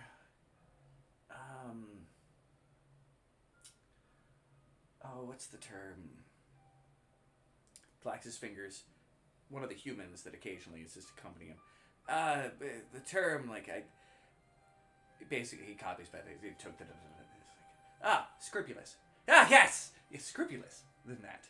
Oh, no, to be us, you'd have to be slightly less than scrupulous. No.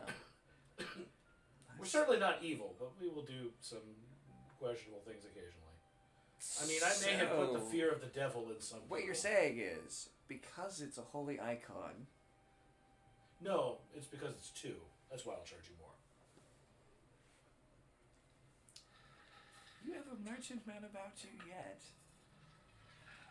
What would you be thinking for that statue? 20,000. Damn. It's a little more than I was expecting to pay from that. Well, the other ones will be quite a bit cheaper.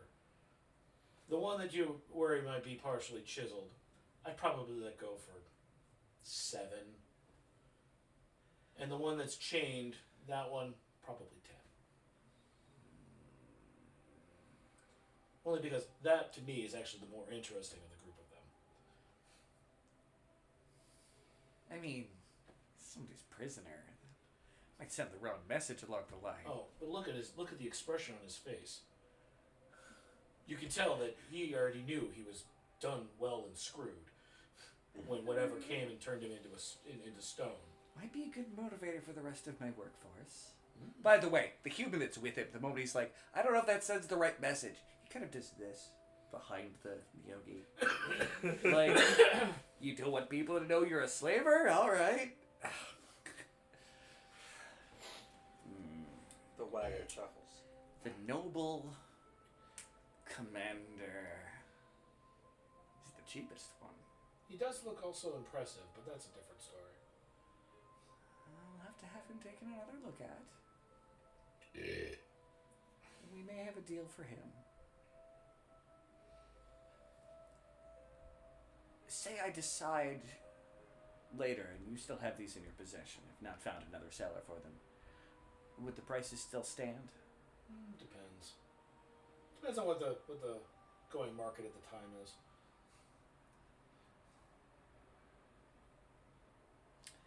Clacks his things, his little pincer together, and the human goes off and comes back with a couple gnomes.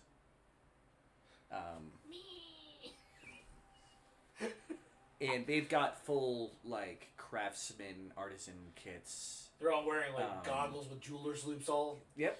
crazy and shit. And they come and they crawl up, like, literally, like, climb over the guys they're Like- going around. They're like termites, not a piece of wood. One of them's crawling out of it somehow. And when they're done, they come up and we're pretty sure that it's petrification and then liquors. It doesn't look like it's anything other than anything else. Like, it's... Those weren't made. Alright, then. Deal. I will purchase the Noble Warrior. Okay.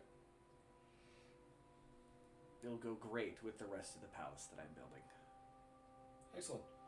7,000 gold pieces, please. I'll send some people to go off and collect that, but welcome, as always, to my wonderful place here.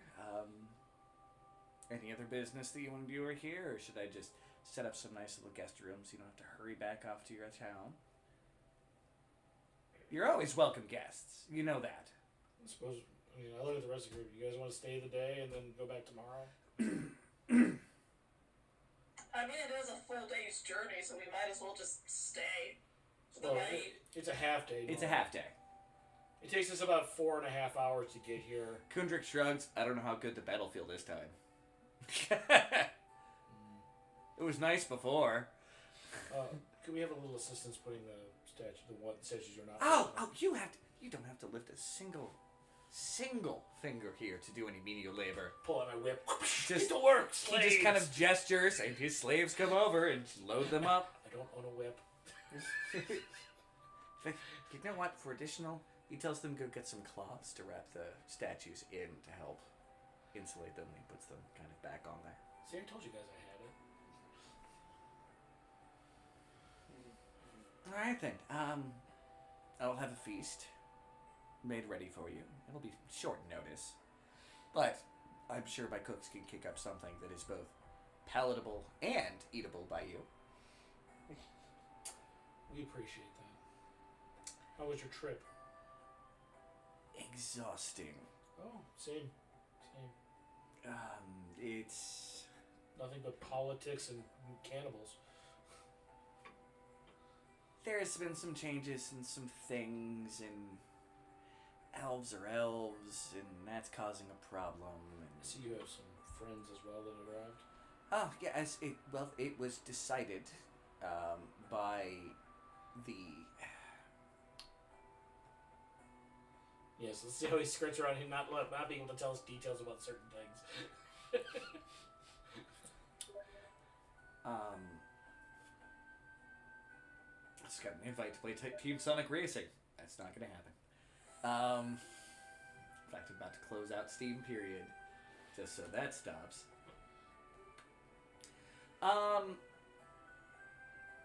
Several of us big investors in this particular region of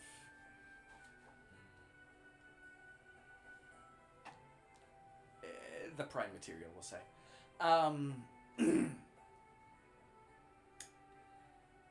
As I said, saddled me and gave you the benefit of being the one to open up the trade realm here, and then we can see if some god is going to smite it from existence.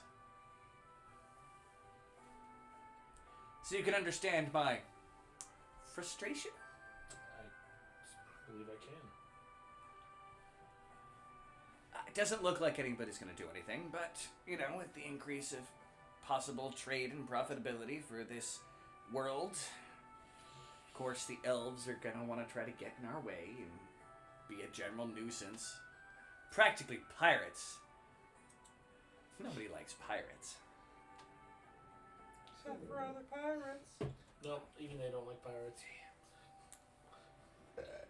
Try to come and say that, you know, they're trying to keep, you know, the spheres safe, and then they try to seize your goods and kill Nyogi on sight. It's such a pain. They're racist. It's not fun. It sounds like a shame. Just considering we just left the most racist country on the planet right now. And don't get me wrong. It's none of this your planet side elves. I don't have any problems with those. It's the star elves. They sound even snootier than the elves I've dealt with. That's right, looking at other elves. We hate elves. No What? offense. Looks over at the elf. We don't have any elves. You guys don't have any elves right now. Yeah, but the Change last time my we dealt race. with elves, we were stuck in a town until the weird shit happened. Oh, yeah, well, that was, yeah. Yeah, well, that was Fey elves, and those are even This worse. sounds like stories for dinner. I have some things to take care of. You can feel please free do. to take a look around. You can ask any of the, you know, the people who you've previously dealt with. No new shops have been set up. God, we're gonna have to make a lot of housing at this point. But yes, there won't be any. Hell, not that you seem to have any interest in it previously. Any chattel for sale or anything like that, as we don't have any ready at the moment. No, we're good on And with that, like I said, I have some things to attend to, so feel free, and you have permission to go up to my home, my humble abode, and anybody there should be able to make sure that if you can and can't go into areas you're supposed to or not. And with that, I welcome you to what is going to be the first stage to bringing your planet to the stars. You heard it here first, folks. Spelljammer next game. And he goes off, followed by the one human kind of translator slash, like, head servant. And now a couple Umbrogs come over and they pick up the statue and they bring over, one of them has a, like, necklace with a chest on it. It's not a very big chest. And they bring it over to you. I give it to Kundra because, not Kundra, Rurik, because that looks like it's heavy. Not as heavy as you'd think, because It's 7,000 gold pieces. It is heavy. it's in gems. Oh, then I take it. and because it's like, there's like 14 gems in there. They say for the most part ranging, but on average they're 500 gold pieces each. I do not believe I have enough money to buy a legendary magic item. Because it would be hilarious to have the halfling in an apparatus of Qualish. And they grab the statue they purchased and leave. With that, you guys have free reign to the trading camp. And you're still clinging on to the bottom of that wagon. My arms are getting really tired. You get to see Umber Hulk feet for a moment. I'm terrified.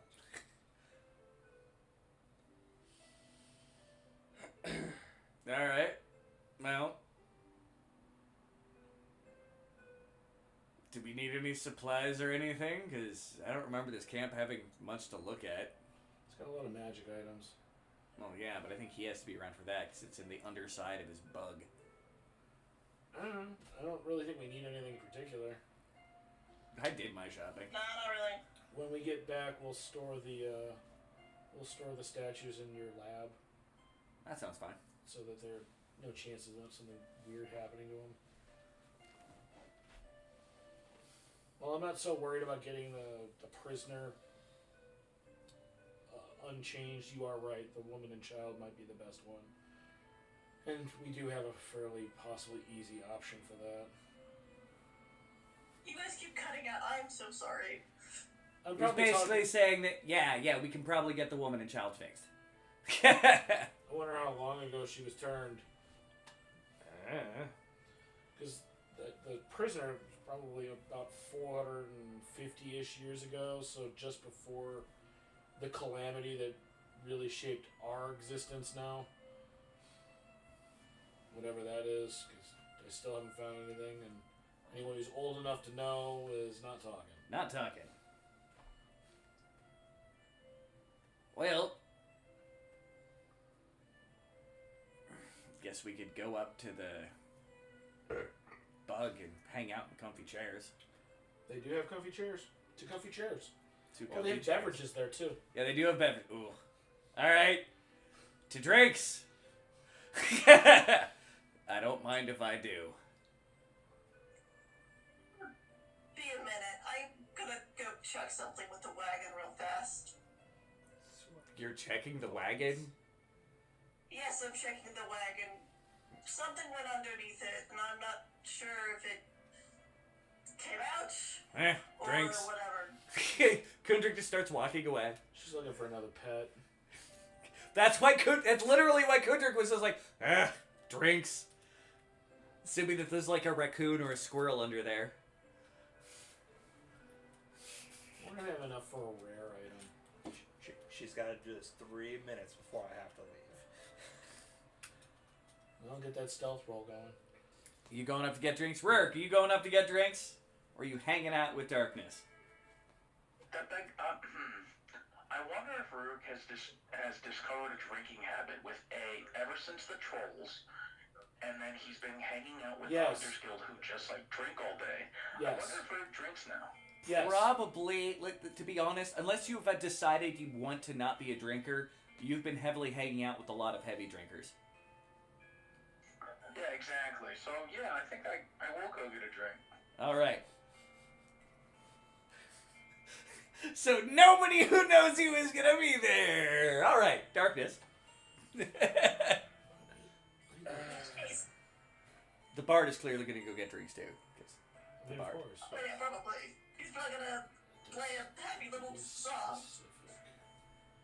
You know what? No, he may actually wander around the camp a little and take a look around because he's not going to be enslaved. He may want to see more of what's going on. Okay. But after that, he's going to go up and enjoy drinks as well. All right. Well, everybody has left you. So if you get boots and cloak of every kind, you technically have double I walk up double advantage to on the stealth. wagon, climb inside, Give and net, then give lean disadvantage forward. on perception to Like see. over the back of the wagon? But the advantages are Or over to the side, or what? Over the back of the wagon. There's one's for moving silently, the other one's for hiding. How about So- the complete opposite direction?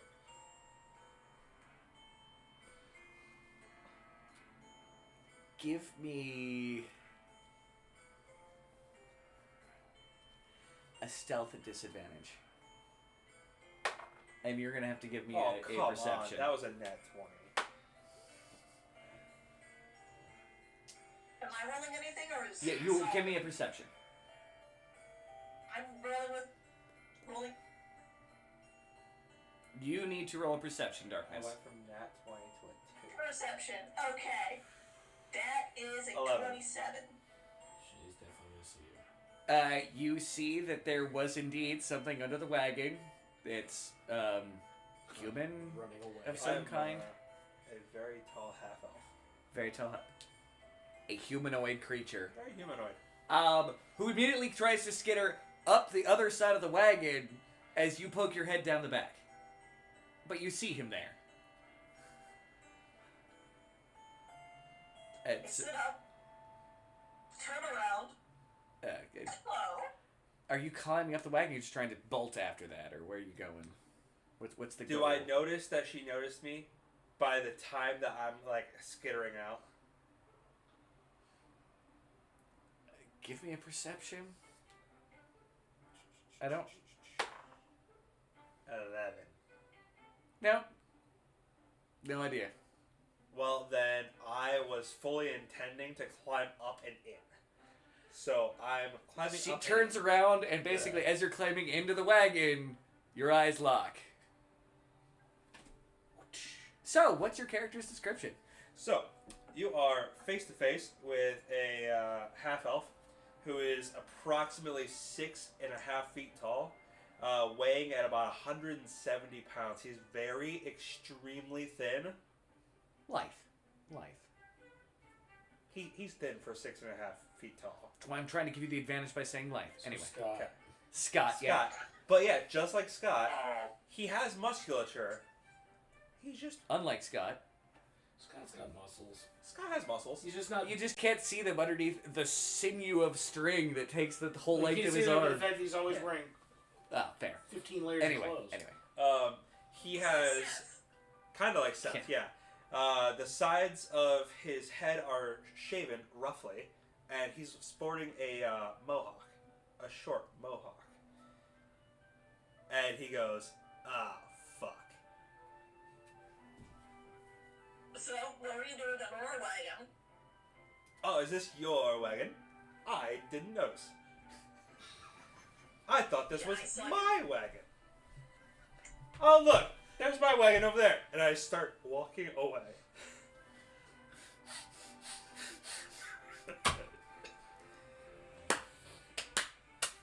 Okay, I know the player knows that you're lying. So does the character. But I'm still gonna give you insight. I'm assuming you're actually trying to deceive her. Oh, so fuck go yeah. ahead. Deception? Yeah. Probably a disadvantage because she knows it's our wagon. But she doesn't know. I don't know that. You know what? Because she saw you sneak under it previously, I'm giving her advantage over your normal roll. Okay. I'm just going to go with that because you don't know that she saw you That's right. zip under the wagon. She saw it before you guys even entered. Yeah. So, you have advantage, Miriam. Darkness. I got a 21. With advantage? Yep. I got a 22. Now she's not sure if it's our wagon or not. No. She's sure it's your wagon, but him going, oh, there's my wagon over there. She might just think you're incredibly weird, but like I said, you got advantage. All I can do is give her advantage. Yeah. That is the best we can do. So, you're getting to walk away. No questions asked. I'm totally walking away. And because you arrived with these guys, nobody asks you nothing in the area.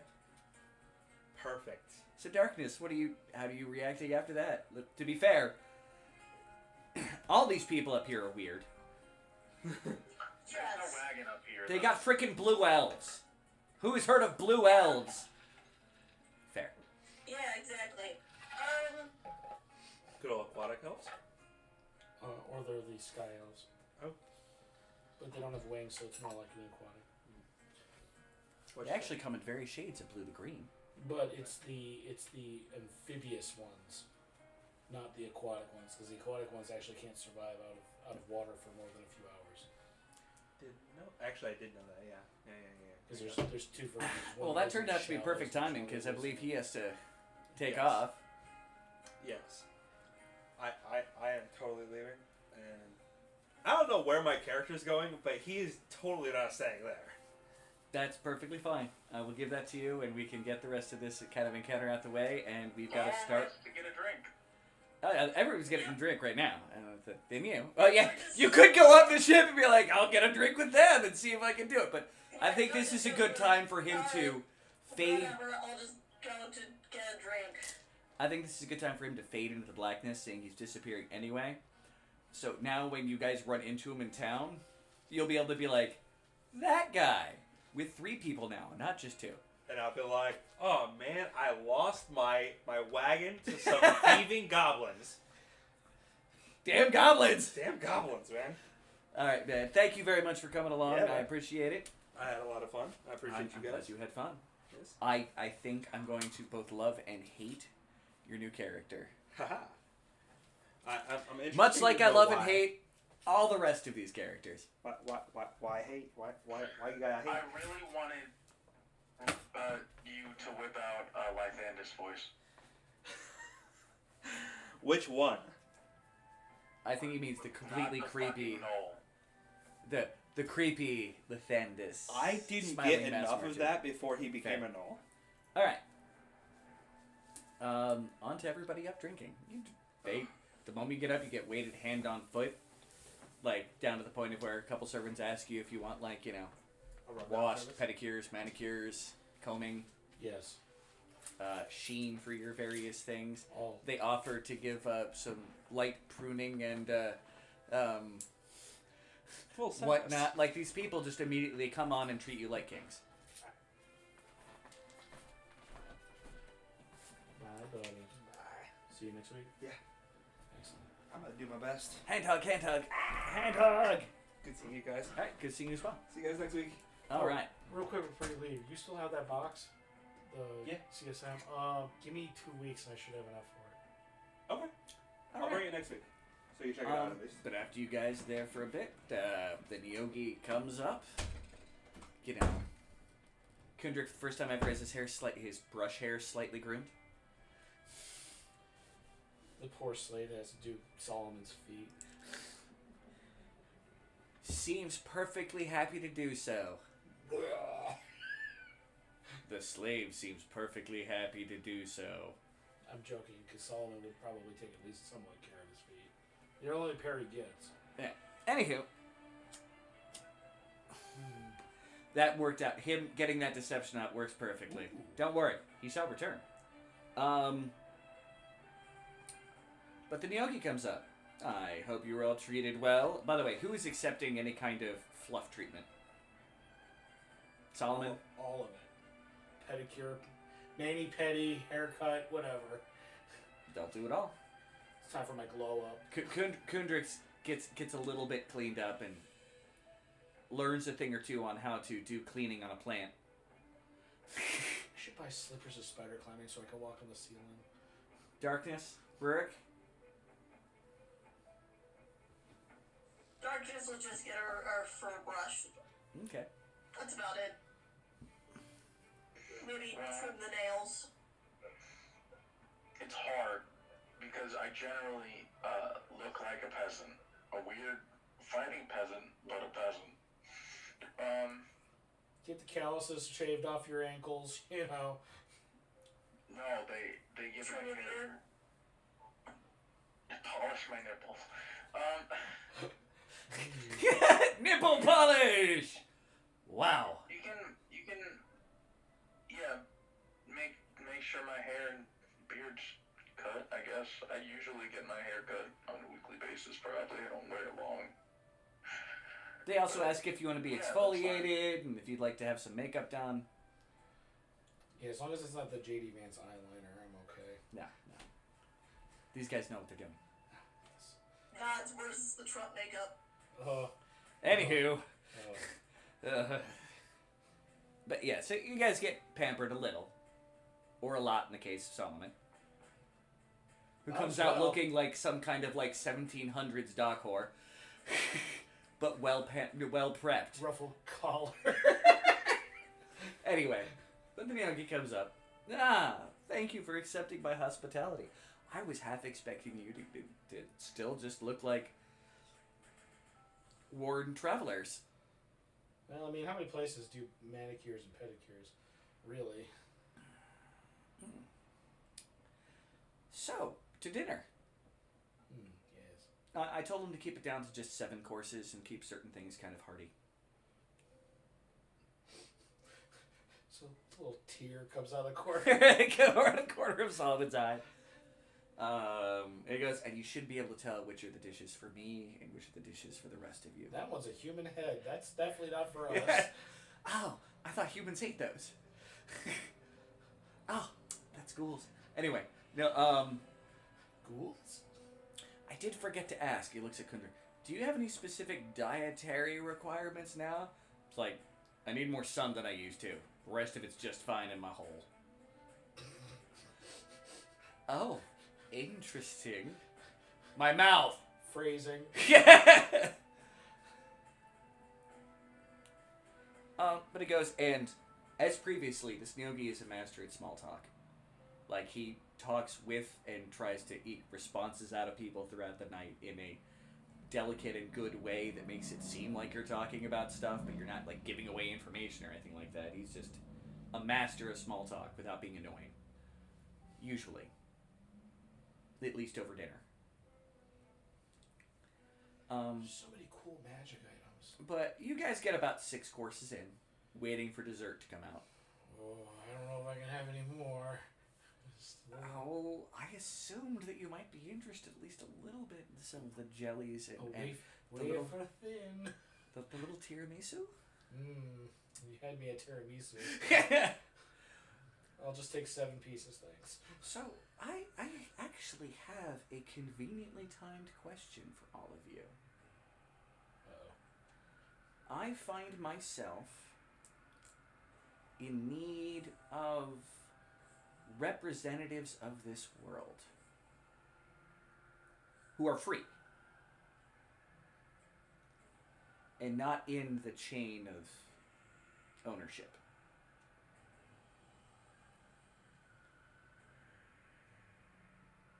Would any of you, now I've kept things open, but would any of you be interested in possibly representing your world?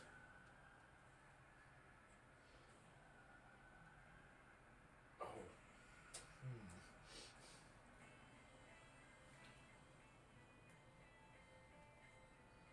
I mean, I know from our previous information, one of you is a man of noble heritage.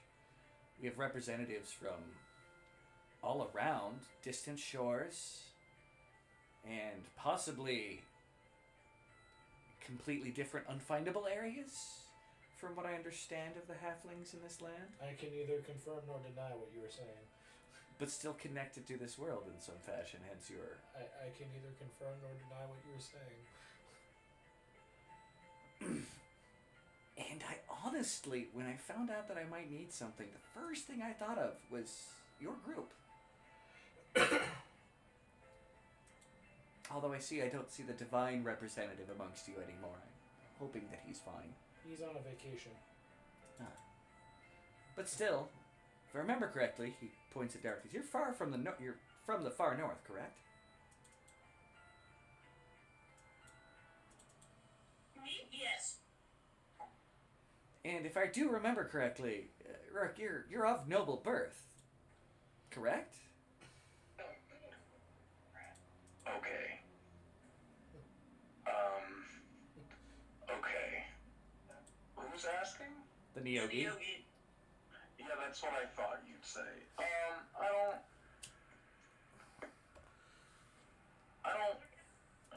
don't remember, You have never told him. him. You have never told him that you're a noble. That's a really, really hard question to answer.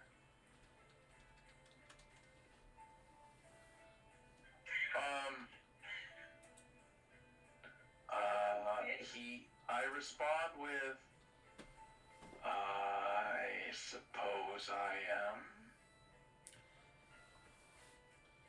am. Representatives from various corners of this world together in one place that can represent this world and give it a chance to open itself up to other worlds.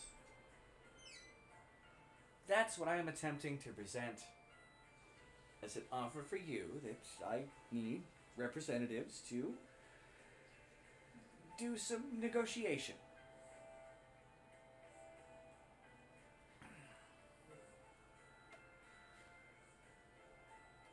Now, I'm not saying I need subtle, like, finite diplomacy in any way, shape, or form. Like people who are used to the rigmarole of politics and things along those lines. But people hailing from different corners of this world, being able to speak up and speak to a representative of the Elvish Star Empire and let them know that this planet is attempting to open itself up for trade, possibly. Possibly being an important thing. Can we think about this for a while? Like, is this an immediate concern? Sooner would be better, but if it takes time, it takes time. Let us think about it. This is a very important decision. Oh, that's perfectly fine. And if you so desire to have anybody else come along, I will trust your judgment that those people might be a part of it in any way, shape, or form. Just, I think I found the most awesome magic item ever. Bottle of boundless coffee. well, I don't expect you to just openly attack the representatives of the Elvish Star Empire. Another one of the reasons why I decided to speak with you is I know you're not just wanton destroyers of all that is in front of you. I look at darkness. Darkness. Fireball! Eats a bagel. Looks back at Solomon. What? About this time, the various cakes and jellies that are the final dessert come out. And suddenly Solomon unlocks his cake stomach. It's in the left foot. That's the big foot. It's not a cryptid anymore. It's a halfling eating pocket. No, that's fine. This is a curiosity. I can find others. So this is by no means a thing. I like you. And I know you keep to your word. I never actually expected these statues. It was just, oh, you're headed south? Look for this. And you did it. And to be honest, you also saved my life. Well, to be fair, I don't think the people of that town actually would have had the ability to kill me, but that's beside the point. You did right by me. So I wanted to offer you the first chance at this. If not, I will find other representatives. I'll put that out there, but I will give you time to decide.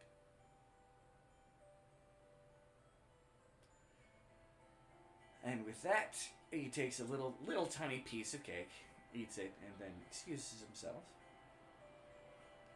Make sure that my servants will take you away. I have some other business to attend to. As I believe I'm one of the captains of one of the other vessels, has some issues. As I'm eating my 7th piece of cake now. And the Diogi gets up and walks away. Well, that was an interesting question to be asked. Yep. Not sure. Hi, Rosalie, and I am not a squirrel. He's a raccoon. You're the raccoon! Drew, just say thank you to me, okay? Thank you, John. Because I was about to say something and I knew it would have just set you off. Fair. I'll tell you later, so you No, you're good. So, but yeah, Kundra goes, yeah, that's, I don't know.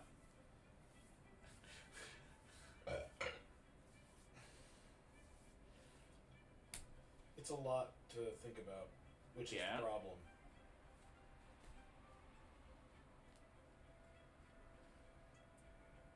Assuming what? They're probably going to need us to be here and get some kind of meeting with some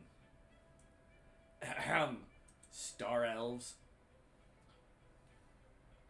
That sounds right up my alley. I mean, that sounds like part of it, but the other part being that we're... Star elves? Yeah, he said Star Elf Empire. I'm assuming they're elves from somewhere beyond our realm. Please don't make... I don't want to be afraid of space. Please. You don't even know what space is. Yeah. Yeah, what's I'm not even entirely sure I believe that this thing comes from other worlds. He just many quotes. No, I believe it comes from the world. I understand the planes. Well, planes, yeah. Coming from another plane is one thing. It's portable planes all over the place. That's probably all it is. I guess. This is me without rolling a single, D20. I rolled the knowledge checks for Kudrik a long time ago, so... Technically, every level you can re-roll. Yeah. If he Fair. chooses to. Not gonna, it's Kudrik. He prefers to be He's a stuck jerk. in his Stuck in his ways. He's made a decision. Okay. Rosalie. Oh, okay. That's a funny magic item,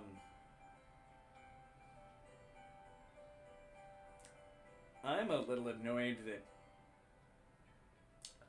Kudrik looks at Rurik.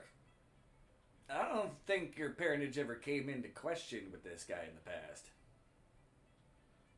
I bet you he has a spy network better than some. No, it didn't. But, side note, as we have learned that something that I put together, as we've learned that there are multiple different kinds of shape changers, and we've met with a few of them, there could have been more that could easily have probed our minds, like the noble. And if they did, they could have easily sold the information to the Yogi.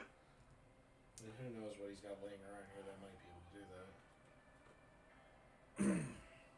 Bard at this point goes, I've been keeping what little I know out of the stories. I mean, like, when I go out and perform at bars. So, it's not like I'm going around going, oh, great Rurik, the noble, or anything like that. I mean, you could, but, like, just use the different variant of the word noble. No, I've stayed away from that. You don't seem to like it. I only talk about it with I would only bring it up with you or anybody at the house. So I mean, like, honorable, noble. I'd probably choose honorable at that point. That's better. That would be better. I mean, you're an honorable duelist. That's good enough for me to work with. Because as far as I know, you've never cheated in any of your duels. Every one of them. As far as I know. Every one of them is cheated in. He's cheated death. So it begs the question of, like, is me throwing spears at people cheating? Not really. I mean, No. Not unless it's agreed on in the duel beforehand, like no ranged weapons. Like, you might occasionally run into tournaments where they'll decide, well, this is going to be this is the rules of the tourney. Yeah,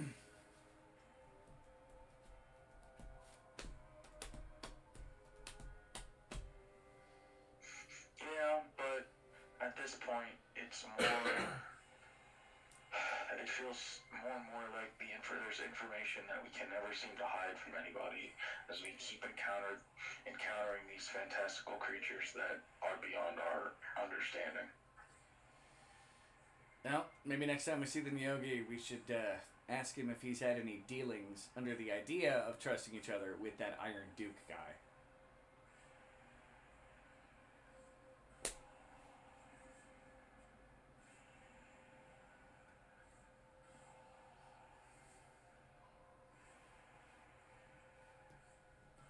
I got a feeling that him and the Iron Duke would probably not get along. I don't know. I'm clutching at things. I mean, yeah, I first thought it was the Bard. Hey! No! That part isn't important to the stories until some kind of weird romantic hookup happens, and then I'm sorry, that's going in the stories. You know, that's fair. If I accidentally,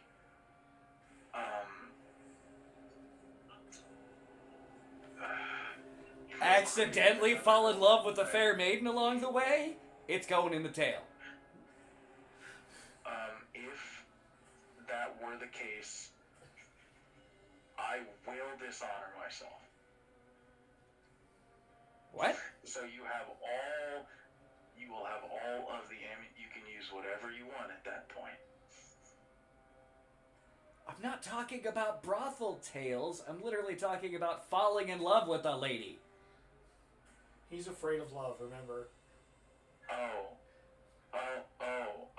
thought you meant like finding like a one night stand or something and like knocking up No, a person. I am not going to bring up the nobleness of an individual one way or the other when he goes to knock boots with some strange, possibly squiggly thing in disguise. Especially given your group, you never know. No offense. You have a pet mimic. Not taken. And your first tale was fighting a doppelganger. I don't care how much the doppelganger likes me. I will not ever agree. Oh, ew, I don't... Whoa! Staying away from brothel tales. I don't want to perform burlesque. But wait, And all I can think of is that one line. The hour be late and the hole be wet. Excellent brothel maidens. Wait, what? They prefer to be called courtesans. Oh, yeah, no. The ladies in this, I mean, you go to the right place, you get the ones that have the right attitude, and they know they're whores, and they go by it just fine. But most places, yeah, I'm not having this conversation. The bard just... Do you think that shape changers should open up their own brothel? Since there's apparently so many of them in the area? No, I don't think there's that many. I just think that you guys have run into two, which is oddly weird that you have that many on the list. We've But run about into the brothel, I want to have Shadow. That's true. Well, we've run into two, but they both have, like, given a hint that there are more. Well, that's great. I'm gonna remember that the next time I'm looking at one of you guys randomly walking around, walking weird. Acting. That did happen.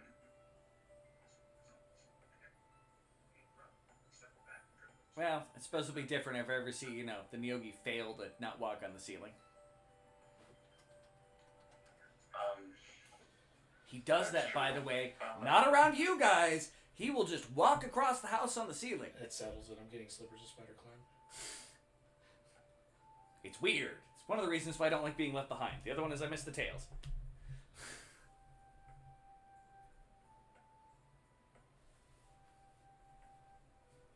Kundra goes, yeah, I think it's bedtime. Let's get ready to go in the morning. Let's see how comfy this bed is. And he gets up and he walks off to his, one of the servants shows him to a room. I hope there's a fireplace. If you remember correctly, they do have heat vents. Not so much a fire, just a constant source of heat. Hot air. You don't want to know how it's made, though. Fine, I'll deal with it, I guess. Cats love heat vents, and you know it. Yes, cats love heat vents, but I'm thinking darkness and without your white noise machine. Okay, that's fair. That's fair. You get one of the slaves to just make fire noises for the next 8 hours. Just sit there and hold a fire for me all night.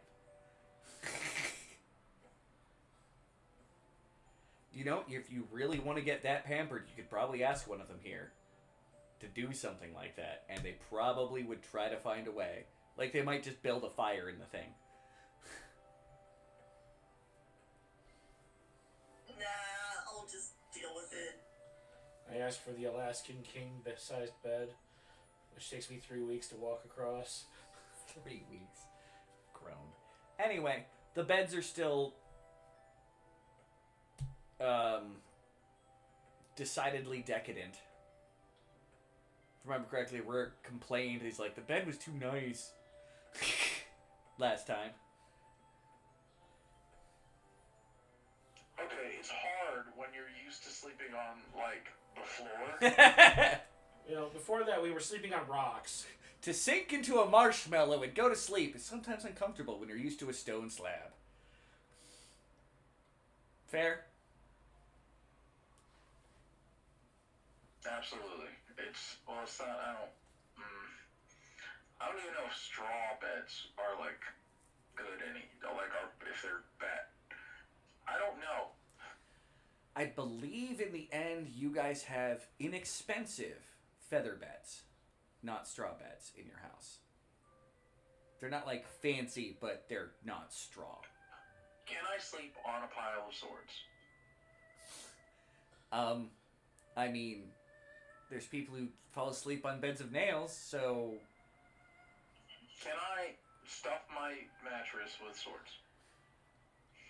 Can you, if you get enough swords, yes. But if you roll around it all in your sleep, you might have problems. Okay, I'm increasingly imagining you as Fighter from 8-Bit Theater. Alright? Sword chucks, yo. 4 swords, 4 arms. Sword chucks! Alright. You guys sleep out the night. It gets to be the next morning. I need to be extricated from the fluff. Umberhawk just comes in, picks up the bed, turns it around. Thank you. The rest of the slaves come in and make sure that you're not too scuffed up. Even the floor is too comfy. Ceramic floor, too comfy. No, it's like probably 5 inches of shag carpet for me. The guys get you out. It looks like the maintenance has been done to your wagon, and it's been patched up in places, and the horses have been, or the oxen have been, oxen, right? Yeah. Have one's been stupid, one's mean. brushed. That's how we always get. And taken care of, and everything along those lines. All your possessions have remained, at least they're back in place if they were disturbed. Likely story. And the Yogi comes down as you guys are getting ready to go. Keep in mind my offer. And have a good till I see you next. We should be open for more standard business shortly.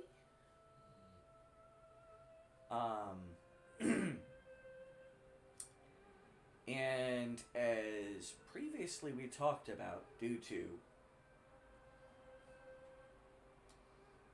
the other arrangements, we are keeping certain sales restricted.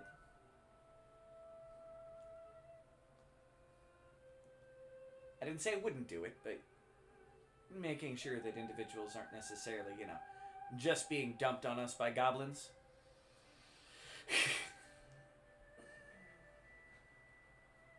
I suppose that would be purchases, not sales. You know what I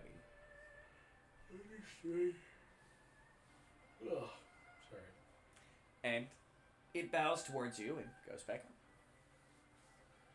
Well, I guess we head home. All right. Trip home. No issues whatsoever. It does look like for at least a good hour's worth of area around the Neogis thing, there are various members of their workforce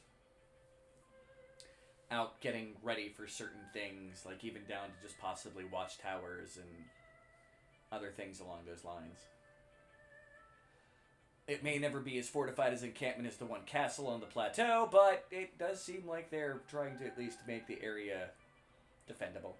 Since it's in the middle of kind of like a rocky area, it works out. And you guys make it back to town.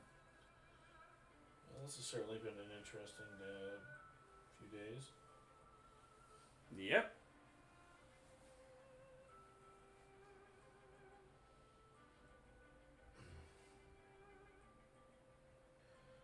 Well, Yeah, I found a guy hiding underneath our cart when we were at the Neogis. Like one of their slaves? I don't think he was one of... No, I saw something dash underneath the cart on our way to the Neogis. And then I found someone in the cart trying to escape. Inventory the cart. Kundrik starts going through everything on the cart. And he walked off. He was half elf, kind of, I think. Mohawk, tall guy. See if anything's So, missing. what? Kundrik pulls What's out up? a little notepad. Did we put anything on here extra besides the statues? So I got the regular inventory here. no, just the normal stuff. Alright, looks like it's all Almost here. plus the statues. They didn't sell. Well, he didn't steal the statues. These guys aren't going nowhere. Slaps the top of the roof. The whole wagon just collapsed. God damn, dude, how strong are you? Well, I suppose Darkness and I should start prepping for a trip out to the Madam Who Knows. Alright. There's no sense in not getting that done. So, Rurik, what are we doing?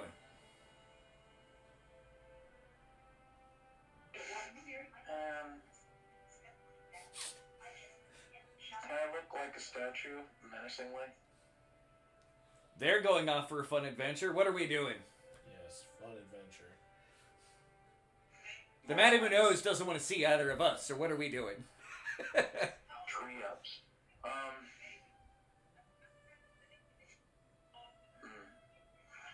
What can we even do around here? Become a plan?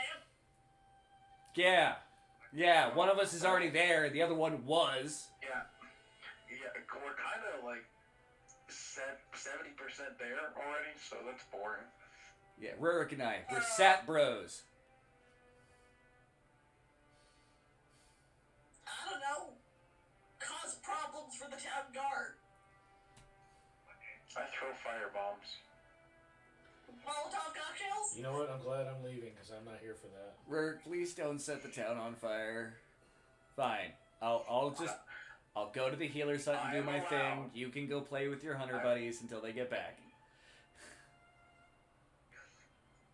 No, I'll go to the healer hut with you. I'm interested to see what it looks like. Oh, really? Alright. Well, they go waddling off that way. I can Okay. get him there. Kundrik actually he's now moving it, I believe 30 feet around now with one of the items he picked up. So he can keep up with humans. I'm 40, so I can lift it. I said keep up with humans! He doesn't waddle anymore.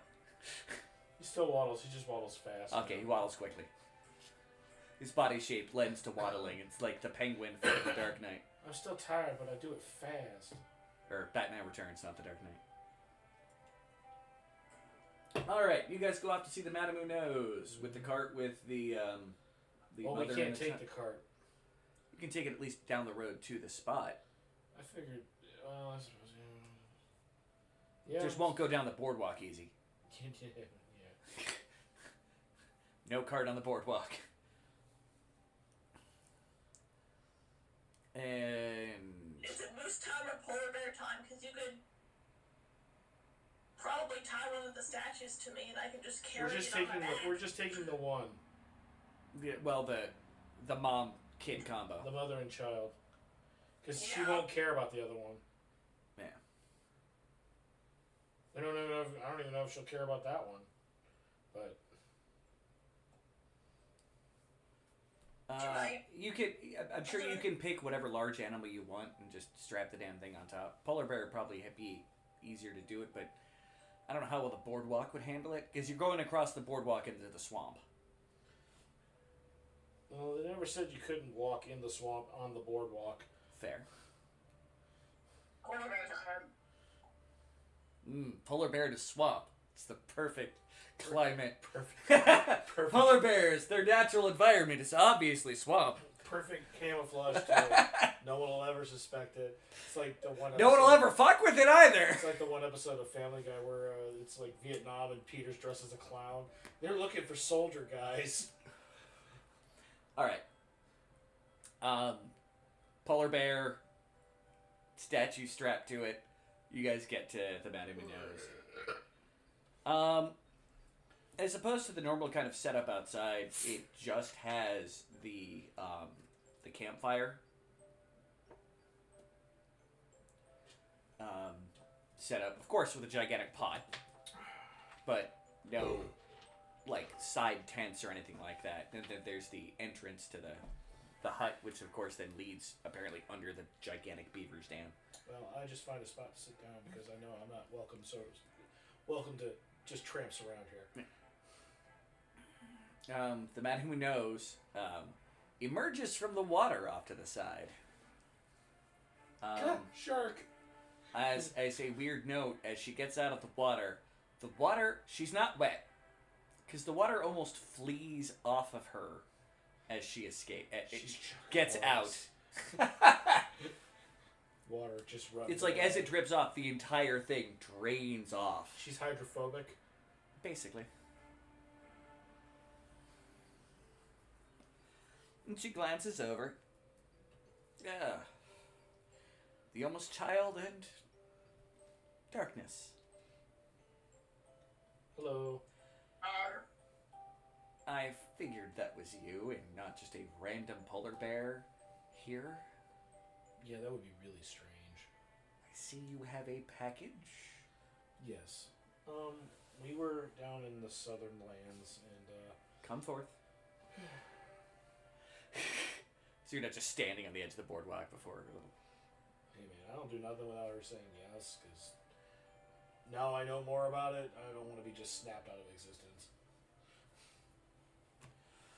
She hands you both cups that come from the thing. Well, she puts a little bowl in front of Darkness and she hands you a little cup. So, we were in the lands in the south, and there is a lot of petrified people down there due to curses, basilisks, other such things.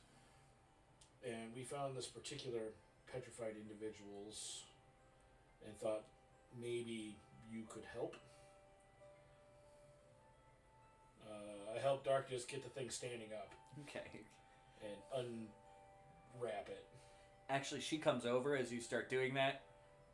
Almost effortlessly, she just kind of grabs it. And then as you undo the straps, she... Great, she's also a muscle mommy. Got you. And various, as previously described, like insects start coming in and out between bandages as she does it.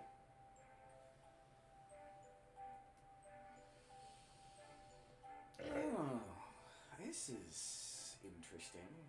It's a heavy curse on this. In addition to the poison. She tried to protect her child. Mm-hmm.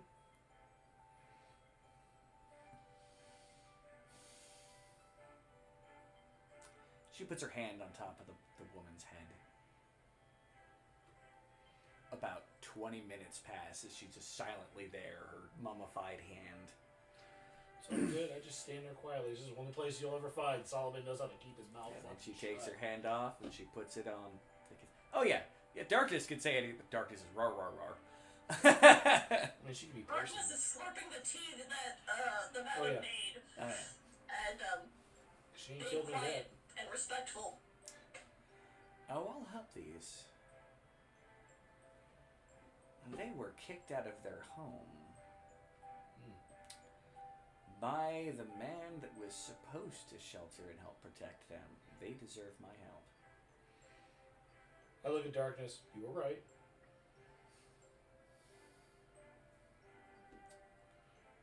Sorry, I didn't hear most of that because it cut out. I'm so sorry. I just said I looked at you and said you were right. Yeah. Well, Mer? Well,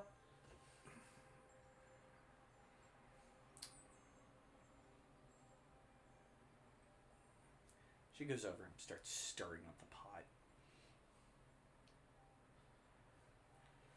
grabs a mini bucket. Like, it's a tall, thin bucket, but it's a bucket nonetheless. Pulls it out. It's like 2 feet long, but it's only like maybe It's 6 kind inches. of bucket. Huh? Yeah. Buckets come in lots of shapes. Yeah, fair. She takes it out, and she pours it over the statues, and before your eyes, the weathering kind of steams away, and the hissing noise that it makes almost sounds like a snake hissing.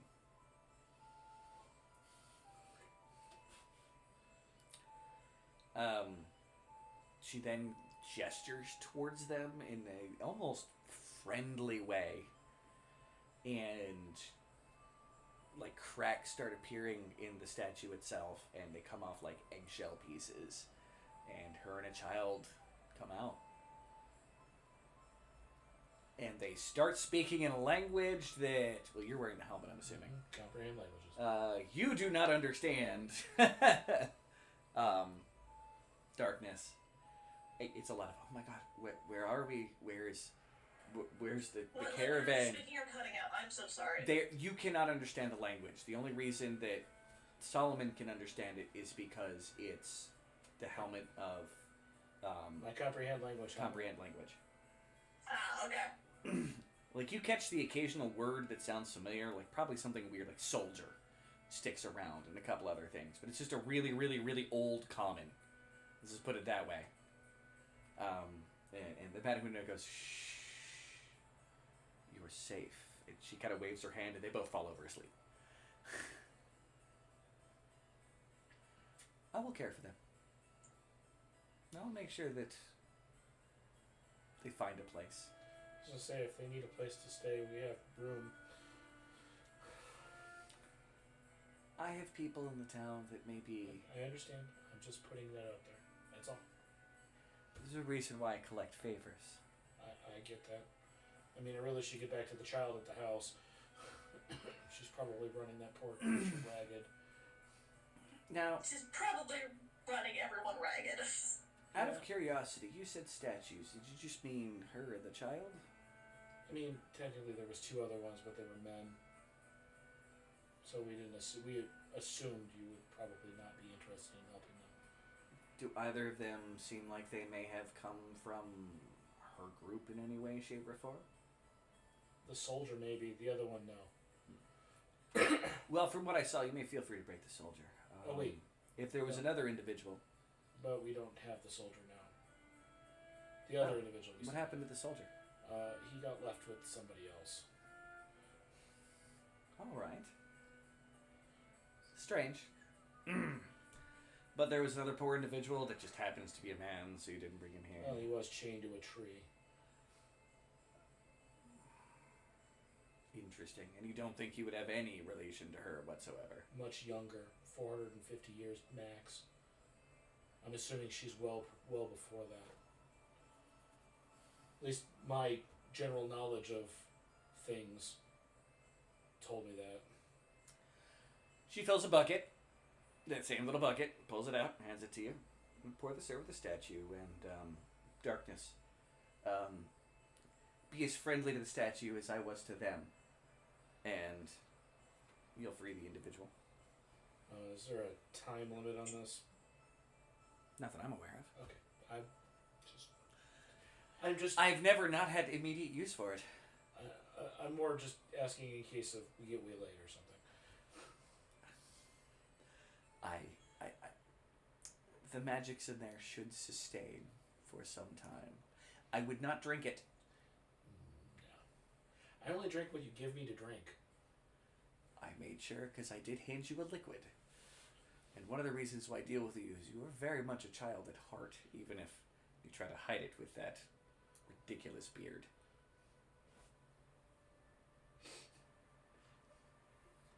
No, you have done me a favor and helped me free a lady who was abused by her husband. I pay back my boons, even though I've done things for you, I suppose. I mean, I could take the bucket back. No, Tia Dalma, you're not pulling that trick on me. Yes, The dirt works. Gotcha. All right then. You can go about your business. I'm sure you don't, unless you need something else from me. She pats Darkness on the head. Do I need anything else? Darkness curves in polar bear form, which just sounds like a growl, but I'm sure it does. I have no idea. I don't know what happy bear, like polar bear noises would be. I've heard like black bears. Like They're just like rumbling noises. Yeah. It's kind of the sound dogs make when you scratch them in the right spot. No, I can't think of anything else we need to bother you with. Well, as always, I leave you with my normal warning, but in this particular case, you've done me a favor, so I appreciate that. Yeah, when we discussed it, I even brought that up, that you had told us to maybe lessen our visits. Well, the one to the east is getting aggravated at the increase in civilization anyway, so I don't think you have any chance of making him friends. Twiggy. Oh, yeah, Twig. Yeah, he doesn't seem to like people, things, stuff. Like many men, he's incredibly territorial. And this is the equivalent of some kids on his lawn.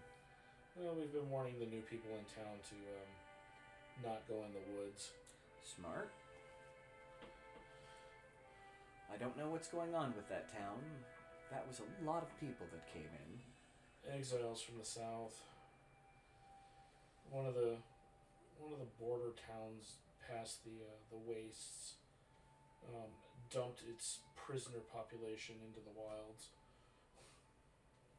Most of them are, from what we gathered, just political prisoners or people with unfortunate luck. There's probably a few bad eggs in there, but they'll get weeded out eventually.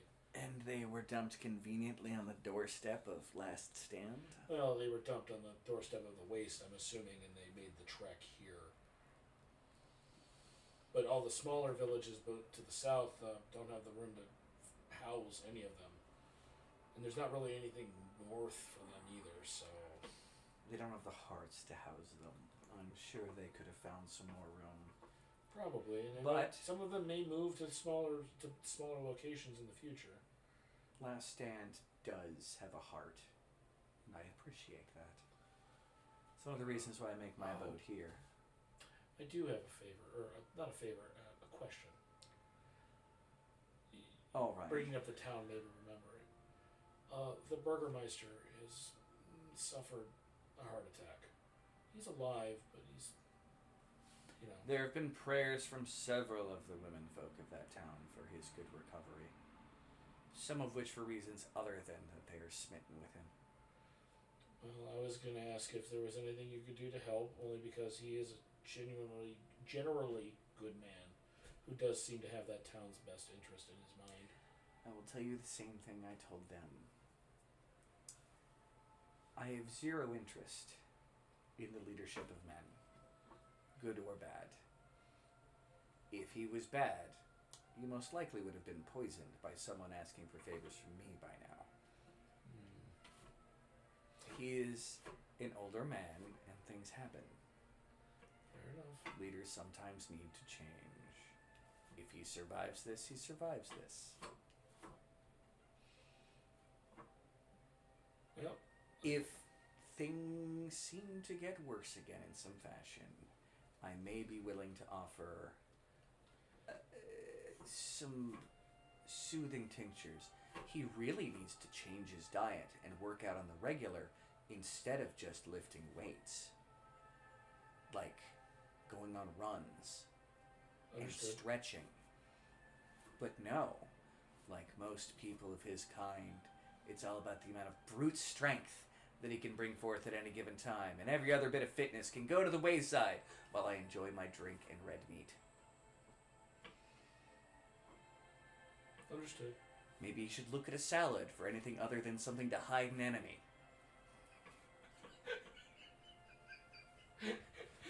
Killed a man. Put him in my salad. Yes, if a true danger comes along, I'm not trying to be that guy. Yeah, we might be able to provide some help. All right, time to start Operation Make the Burgermeister run again. You've got to exercise. I do. I lift weights. No. No, Cardio. I've stolen the key to your liquor cabinet. Come on. Yeah. Anyway, with that, you guys go back. Yeah. All right. So, Rurik, you go to Grandma's house, which has been turned into the healer's hut. Oh, that we're not supposed to. Does it look like a grandma's house still? It still looks like Grandma's house. On the inside, I mean, like No. Zones. Other than the kitchen area specifically, which had the one kind of big fireplace next to it, because it was kind of like a kitchen area with a fireplace. The main area has basically some cots set up, and the upper floor actually has some more permanent beds, like it did previously. Because the upstairs is the same, because that's where she put all the people with her. But for like immediate treatment, they've got an area downstairs, and then like the area that was kind of her kind of dining area has been converted into just like this cleansing room, or like cleansing area with like drapes in between it for cleaning the healers and for bringing out cleaning materials for someone who might need cleaning before they operate. But yeah, for the most part, and the stuff that was on the mantle of the fireplace, it looks like people of the town have made painstake to keep that kind of clean and unmolested in any way. And her big, I guess that. her tea kettle is still there as well, and it looks like it's probably still getting plenty of use. Well, they better have. You go in, Kundrik introduces you. There's like 5 other people that are there. Most of them are wearing basically their commoners like robes, but they've all put on like white belts and some actually fairly fine cloth gloves. That you've seen Kundrik use similar gloves when he's been doing operations. He introduces him. There's not a whole lot of people in here right now. There's a couple people who are sick who are upstairs. But it doesn't look like there's been any accidents that they need to operate on. Okay. So what is Kundrik even doing here? He gets there and he proceeds to pull out a book and he's like, well, about to show you how we learn stuff here. Well, I mean, do you not learn enough about the mortal body from your dissections? Well, yeah, I've brought some here. I didn't bring any today. Unless you want us to cut you open. That's not what I mean. I mean, like, how much more is there to learn about a body? Oh, the body of a living creature is an incredibly complex thing.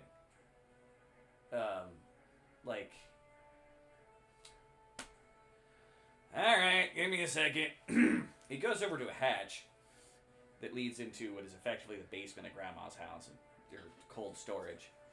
He comes out and he brings out one of his bodies. And he puts it on a cot and he starts showing you how muscle clusters work. Nerves and how they're kind of tied into stuff and all kinds of stuff. He starts giving you an anatomy lesson to show you how complex a body is. Okay. I have a decent in, so I think I can keep up. Probably. At least to a certain extent, but after like an hour of doing that, Right. he goes, I could go through that body for probably the next, I don't know, year and a half and not have been done explaining all that we do know about how bodies work. That's astonishing. I mean, it's a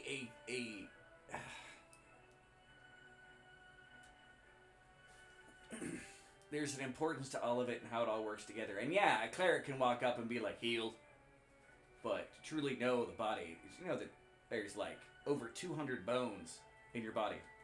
And as far as I know, various healers have named at least most, if not all of them. Well, in a similar fashion, I think that what I do can compare to that.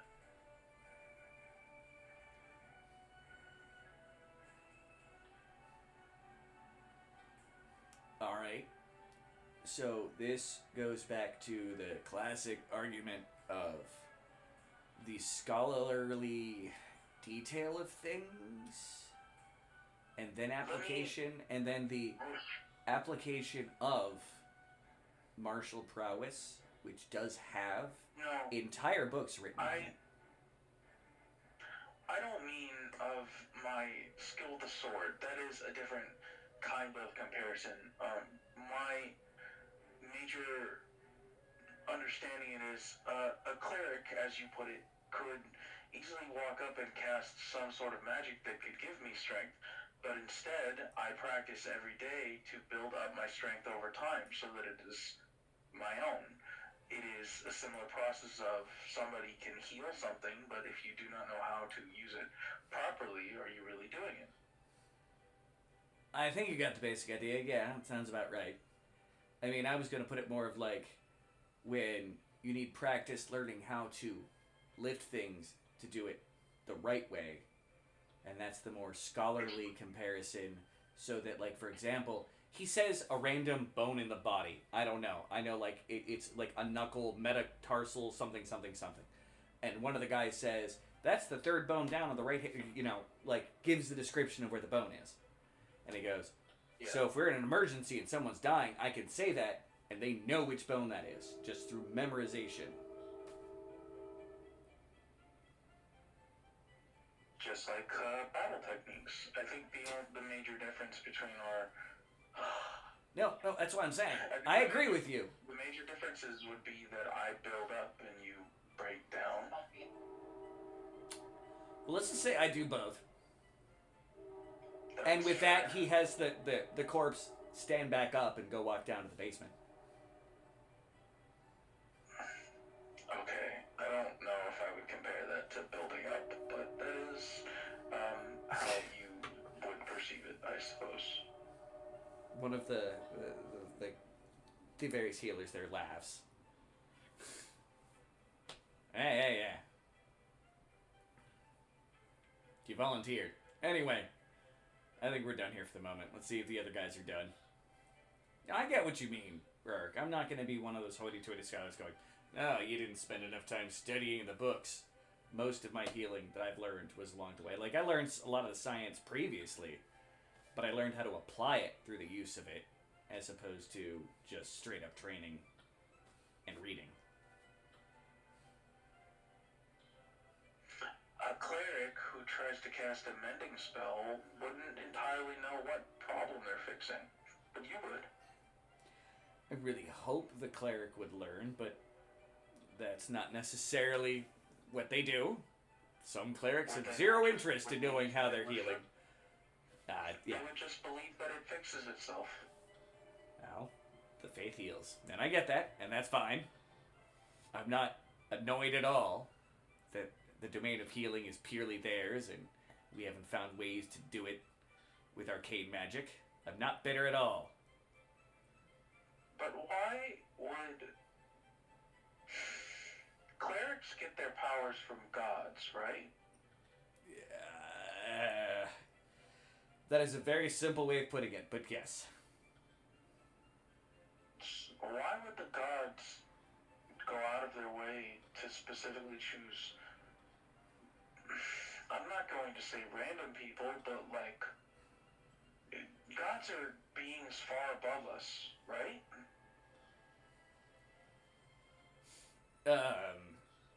Again, more complicated, but that's a good way of putting it. They're powerful beings,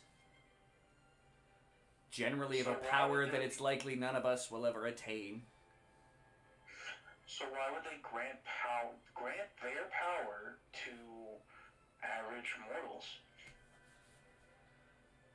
For their goals, and I don't know how much. But if they have goals, why couldn't they just complete the goal themselves?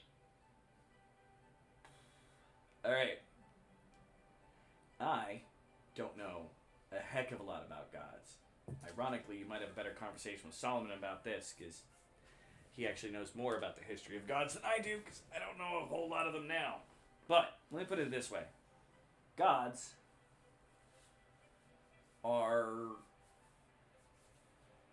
beings of vast power that have things they want done all over the world at any given time. Some of them even represent ideals. Well, most of them probably represent ideals. That when a person helps champion those ideals, they may grant them favor. And with certain amounts of study and whatnot, priests are able to harness this favor into casting spells. As much as they have the ability to heal, clerics also have the ability to destroy. But even death clerics can heal themselves and others. Because they have the ability to do both.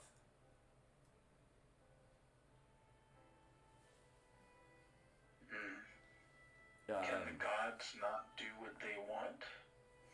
Or is it just them being... Granting their favor to people for no reason doesn't seem... I would think that something with that much power, granted I think it would be naive of me to assume that they would not be selfish. Some I'm sure are not, but All right. to willingly grant their power to people sounds too good to be true.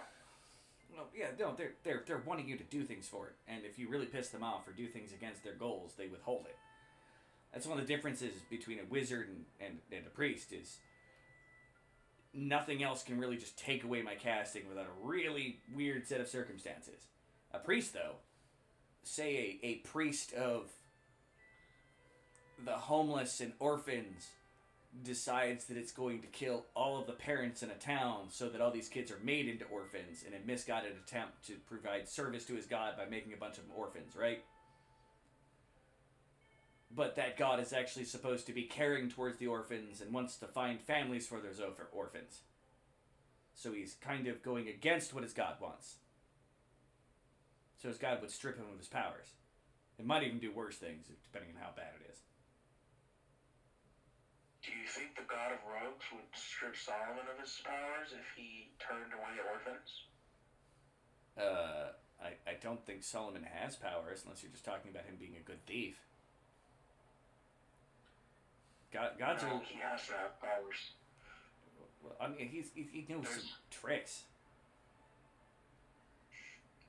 The way that he can get into places that he shouldn't, and the way that he always seems to appear where we need to be when he disappears is too convenient. Alright, you're a really good swordsman. You're especially good at knowing how to take hits. He looks prideful. Aside from any other things that happen, like you being tied to the spirits of your ancestors, maybe not specific ghosts, but the spirits of your ancestors, you're a good swordsman. You're really good at throwing things, and I still say your best quality is you take a hit like nobody else. A lot of that is a trained skill, right?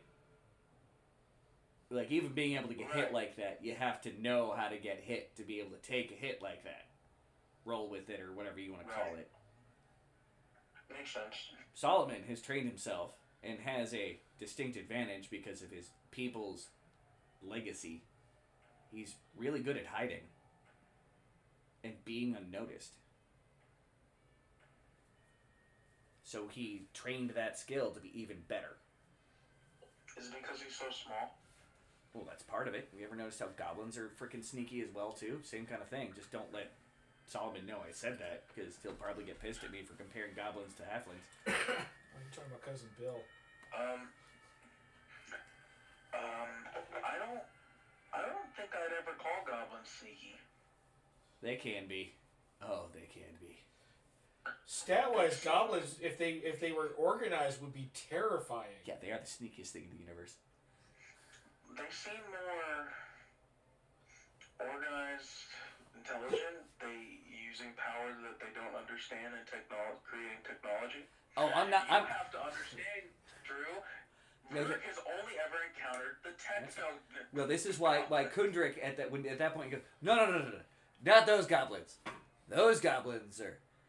You remember the goblins we fought on the fort?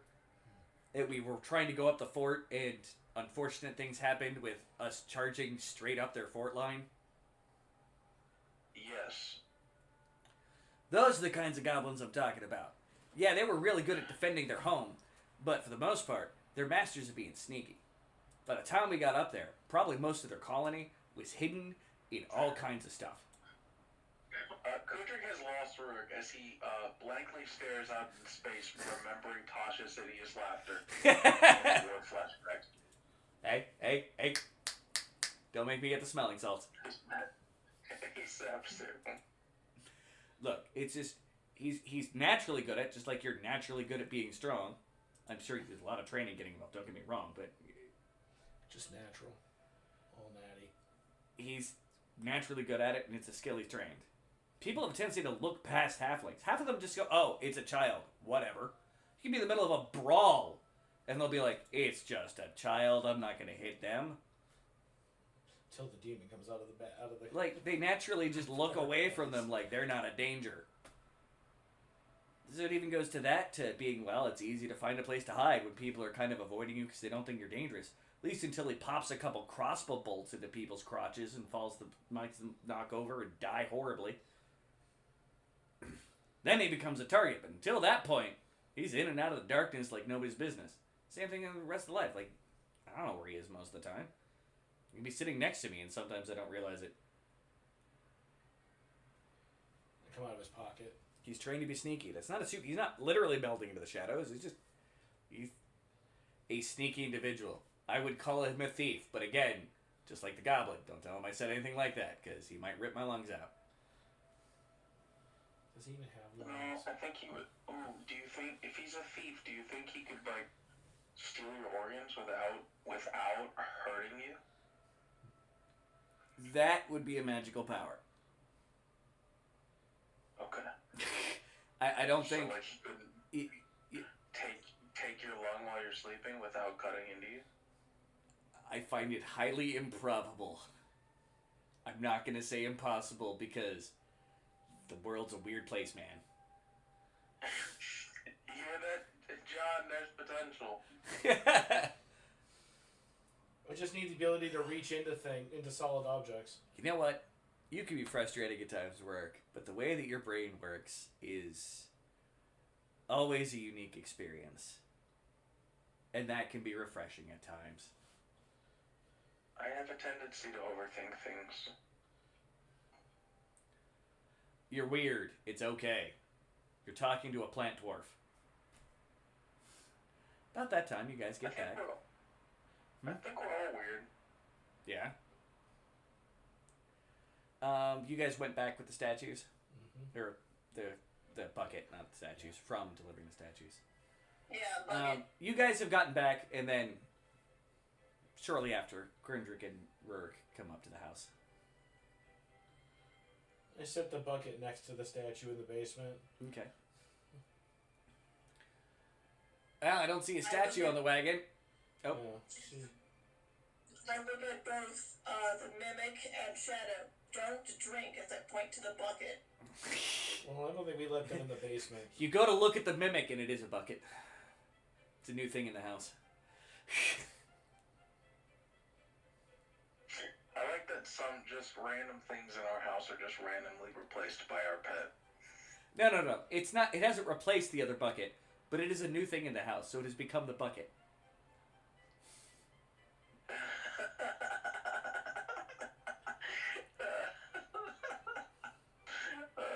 Ooh, it's a new thing. Boing. I've never seen that before. And Shadow's somewhere, like, rolling around. Just being Shadow. Yeah, okay. I give Shadow a burlap sack.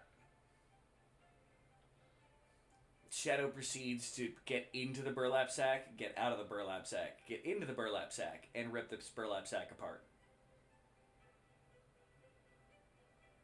I think Shadow's having fun. And then running around with definitely a... having fun, but now you have one less shirt to rip off. I am sure in the past 3 months that I have bought plenty of burlap sacks. The pile has grown. He doesn't have a bed. He has a pile of burlap shirts. It's my laundry. It's my laundry pile. You just sleep in your dirty laundry.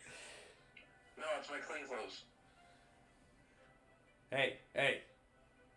I see there isn't a statue on the wagon. Did she just accept an offering, or did she fix him? She fixed her. Yeah, that's nice. She said she owed us for it, which she already technically paid for it. I have the solution to bring the other statue back to... God, she's weird. Well, she had her reasons. The mother and child were escaping abuse when they were turned into statues, which is really kind of her thing. She was actually quite ecstatic we brought her. You'll probably end up seeing her around eventually. Yeah. She's currently still there as far as I can tell at the moment.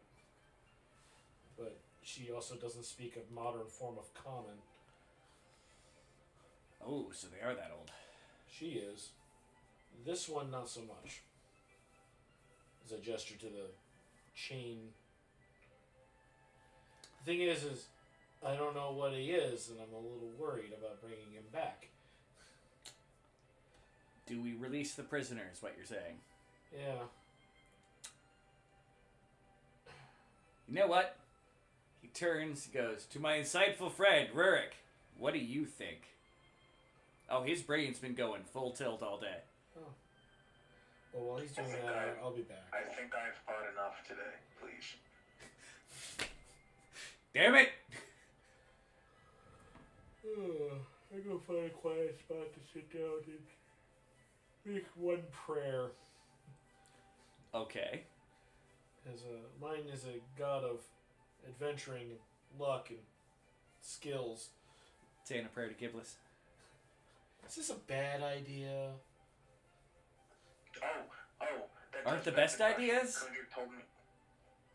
Kudrick told me to ask you, if... Like someone's in the room, you hear that. What? No, I'm saying that was to Solomon, who's in his quiet corner. Well, I mean, what if he's a danger to the world? Dead silence. I suppose that's as much as I'm gonna get. You know, your god's all about flipping that coin. I start talking to Solomon. Can he hear me? Now I can. Now he can. Okay. Solomon, Kundra told me to ask you if you harmed children, would Giblis stop giving you powers? Well, Giblis doesn't give me powers. Told you! But I'm certain if a follower, well, it depends on the follower of Giblis, there's not many, found out I was harming children, they probably would end not well for me. He has a soft spot for the disaffected youth. A god would come and rain vengeance on you? No. I didn't say that. I said followers. That's true. And I don't mean priests. Yes, we've met, No, I'm not talking about his avatars either. I mean people who follow him. You don't have to be a priest to follow a god.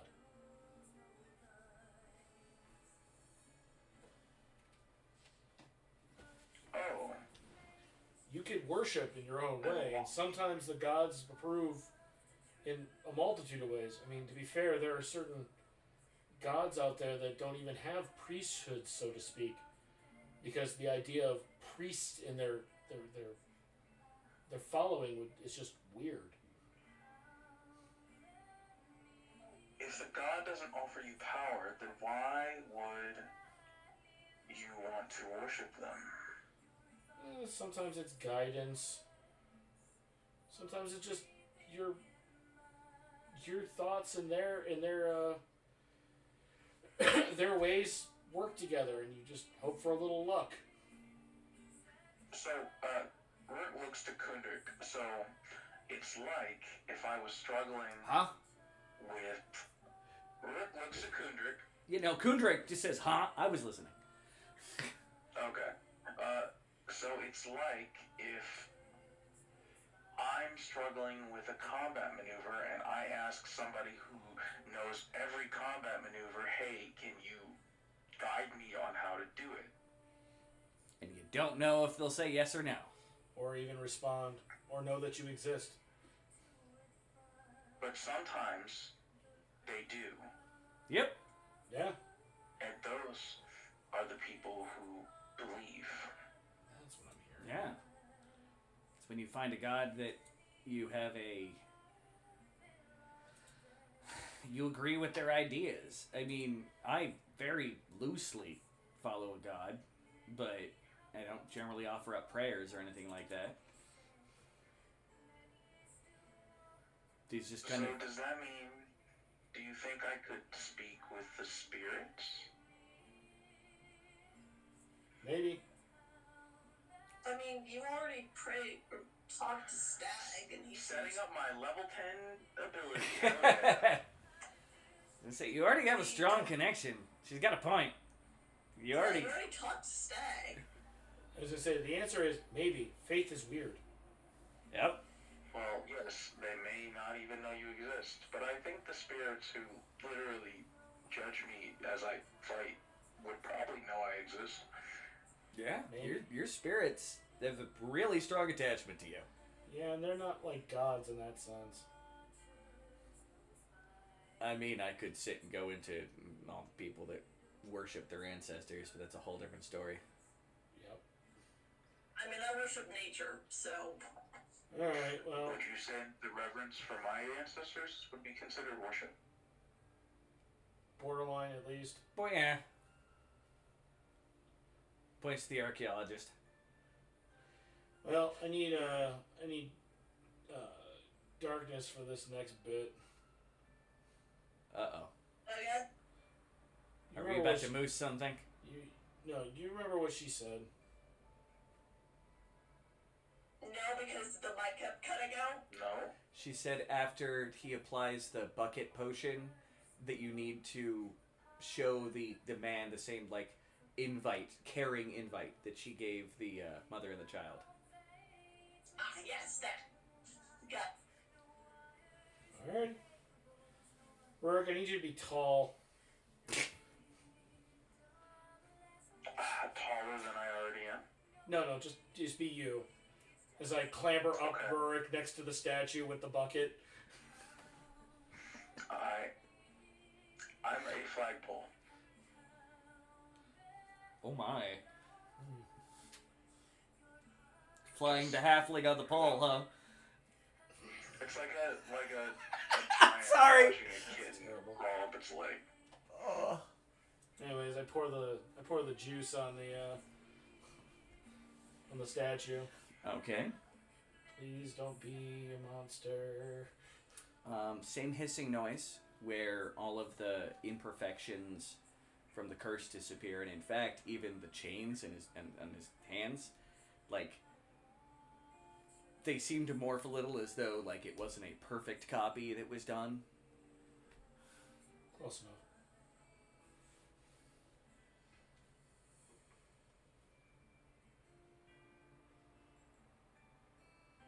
Kudrick looking for the bar. What's next? I wait for darkness and bated breath. Hello. Welcome. you reach forward in the same gesture of welcome. I reach forward with my palm face up. Ta-da! And with that, you feel this rush go through you that the closest you've ever felt is when you've been casting Call Lightning on things. It's this expulsion of magical energy exiting your paw and slamming into the statue. Even though it doesn't shake or anything, like you can feel this energetic release. But a moment later, like an eggshell, cracking and coming off of the statue, and this kind of middle-aged looking human kind of shakes stuff off. Oh, I'm still chained! What is... Hello? Oh, at least he speaks modern common. Hello, welcome. We'll work on those chains. I'm assuming Solomon can work on those chains. I can as soon as he answers a few questions. Okay. I'm okay with a few questions. Who are you? Would you like... Well, one, would you like a seat? No, because he's going to have to be standing when I unchain him. That's fair. Kendrick goes, he's still our prisoner. Even if there's no paperwork from the previous guards. I smack Kendrick. Ow! Shut up. Anyways, first question stands. Who are you? I am the Archmage of the North. My name is Maff. Once leader of the Arcanists Guild.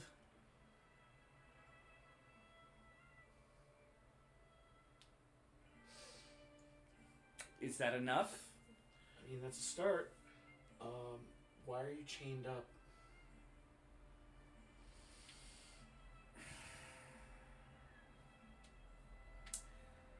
Well, in the chaos of the Banshee's scream heard around the world, I went down south with some of my other Arcanist Guild members and some of my spell slayers, because we understood that there were some powerful enchantments that had been let go and were ringing free. Like the weave itself had been damaged, and we were set upon, and at the time, we were literally in an area that had no magic, and none of my magical abilities worked, and I got separated from the rest of the guard that were with me, and I ended up chained. Insight? Go for it.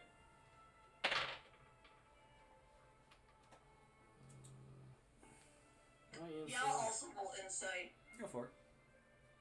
my insight is a 14. My insight's an 18. You both can tell that he's hiding something, but it doesn't sound like he told you anything that was a lie. Like, there's more details he could have put through to give a better explanation. But Yeah, like the whole how did he get chained up thing. Because he just kind of walked right past it. Well, what year is it for you? It's the Imperial year. That is the exact same year of the last campaign.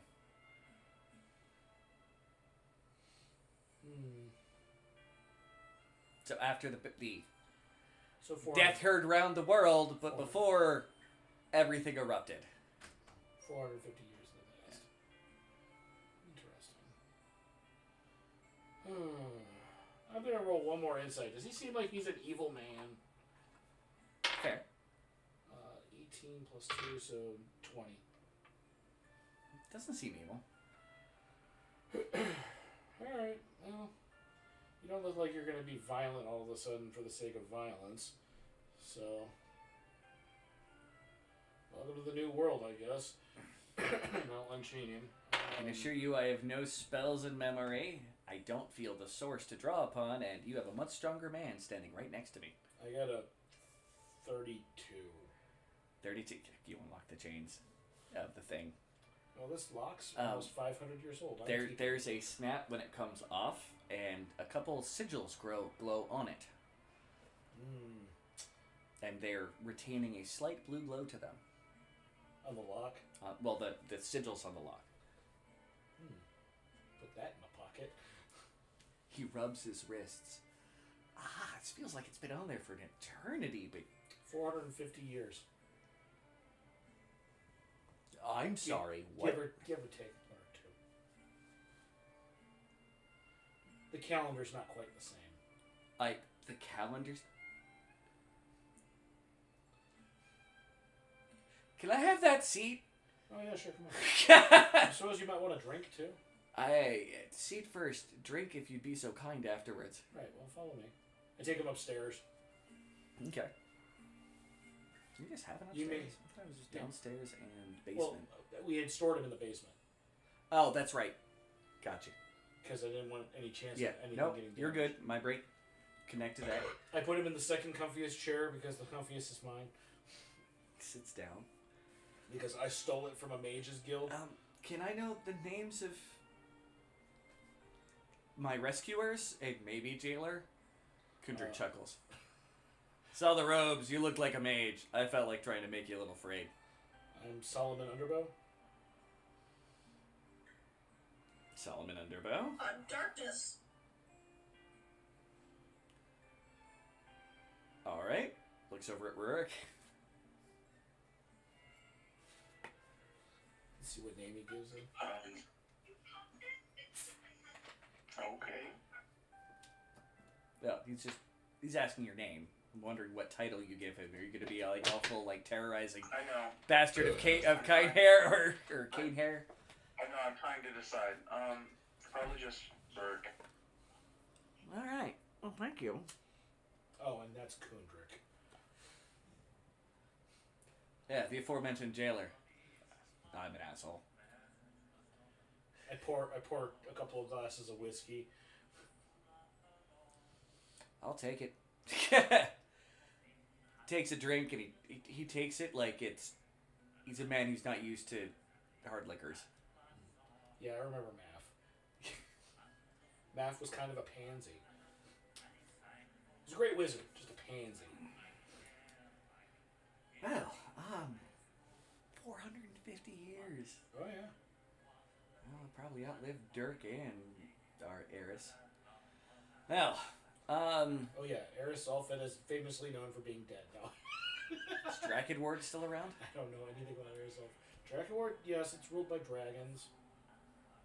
Multiple. That's a switch. They used to be our servants. Yeah, I would not bring that piece of information to light anywhere near Drakenward or a dragon. The one in the back of the house would probably also laugh at you, but that's a different story. She'd laugh for different reasons. The dragons were our wards, hence the name of the country. Anyway, yeah, there's Drakenward, and there's the kingdom to the east, kingdom to the north, kingdom to the south, or no, east and west. Hey guys, I gotta hop off. I'm gonna be finishing up here shortly. Anyway, it was basically just kind of we got the statue, initial reaction. Yeah, there's two kingdoms to the south of us, and what's left in the valley here. Makes sense. Have a good one, I guess. Well, thank you very much. We'll be ending off here momentarily. Okay. Okay, bye. I think I have a lot to learn. Thank you. I would advise you not to head south for a while. There's not any books in that you found with me, is there? Everything you had was turned to stone, so if it wasn't on you, we don't have it. Then it's just me. Last thing I remember, I was chained up to a small little tree, and because they were laughing at my attempts to get it over, the chains over the tree, not that flexible. Yeah, well, the tree was much larger when we found you. That's why my back hurts. I don't know. You were a statue, I'm assuming.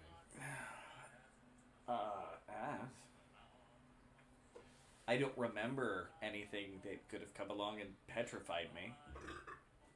Like I said, magic was broken there.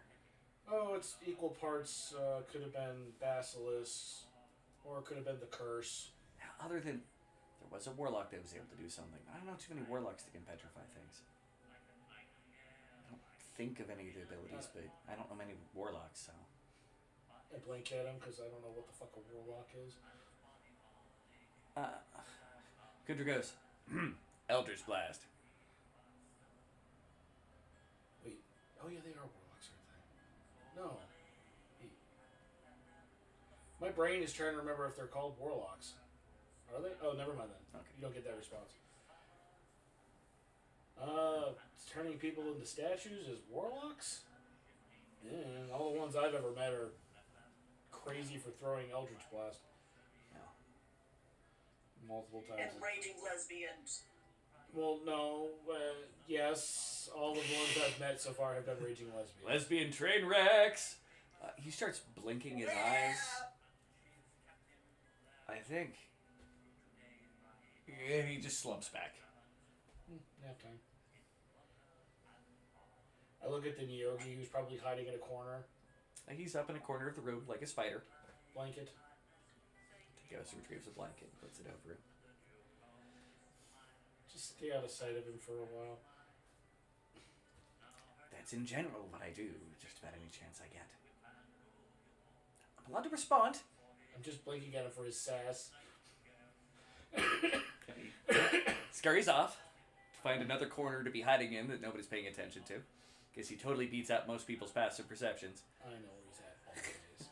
Just like I always know where the little I didn't roll, but like he could easily make like an 18, 19 on a roll. I get you.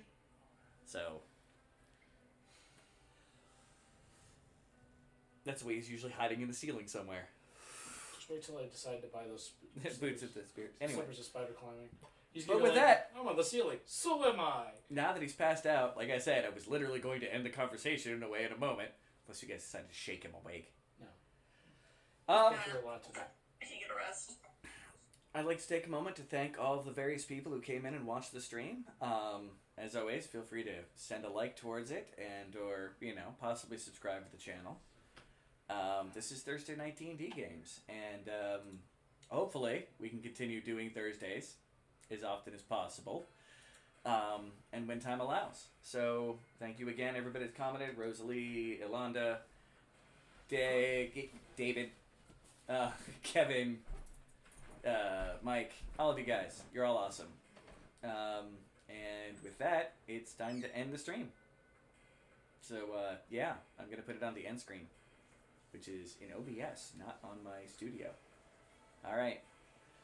I suck at outros. Bye, everybody. Balls. And with that, I'm hitting end and then hitting mute.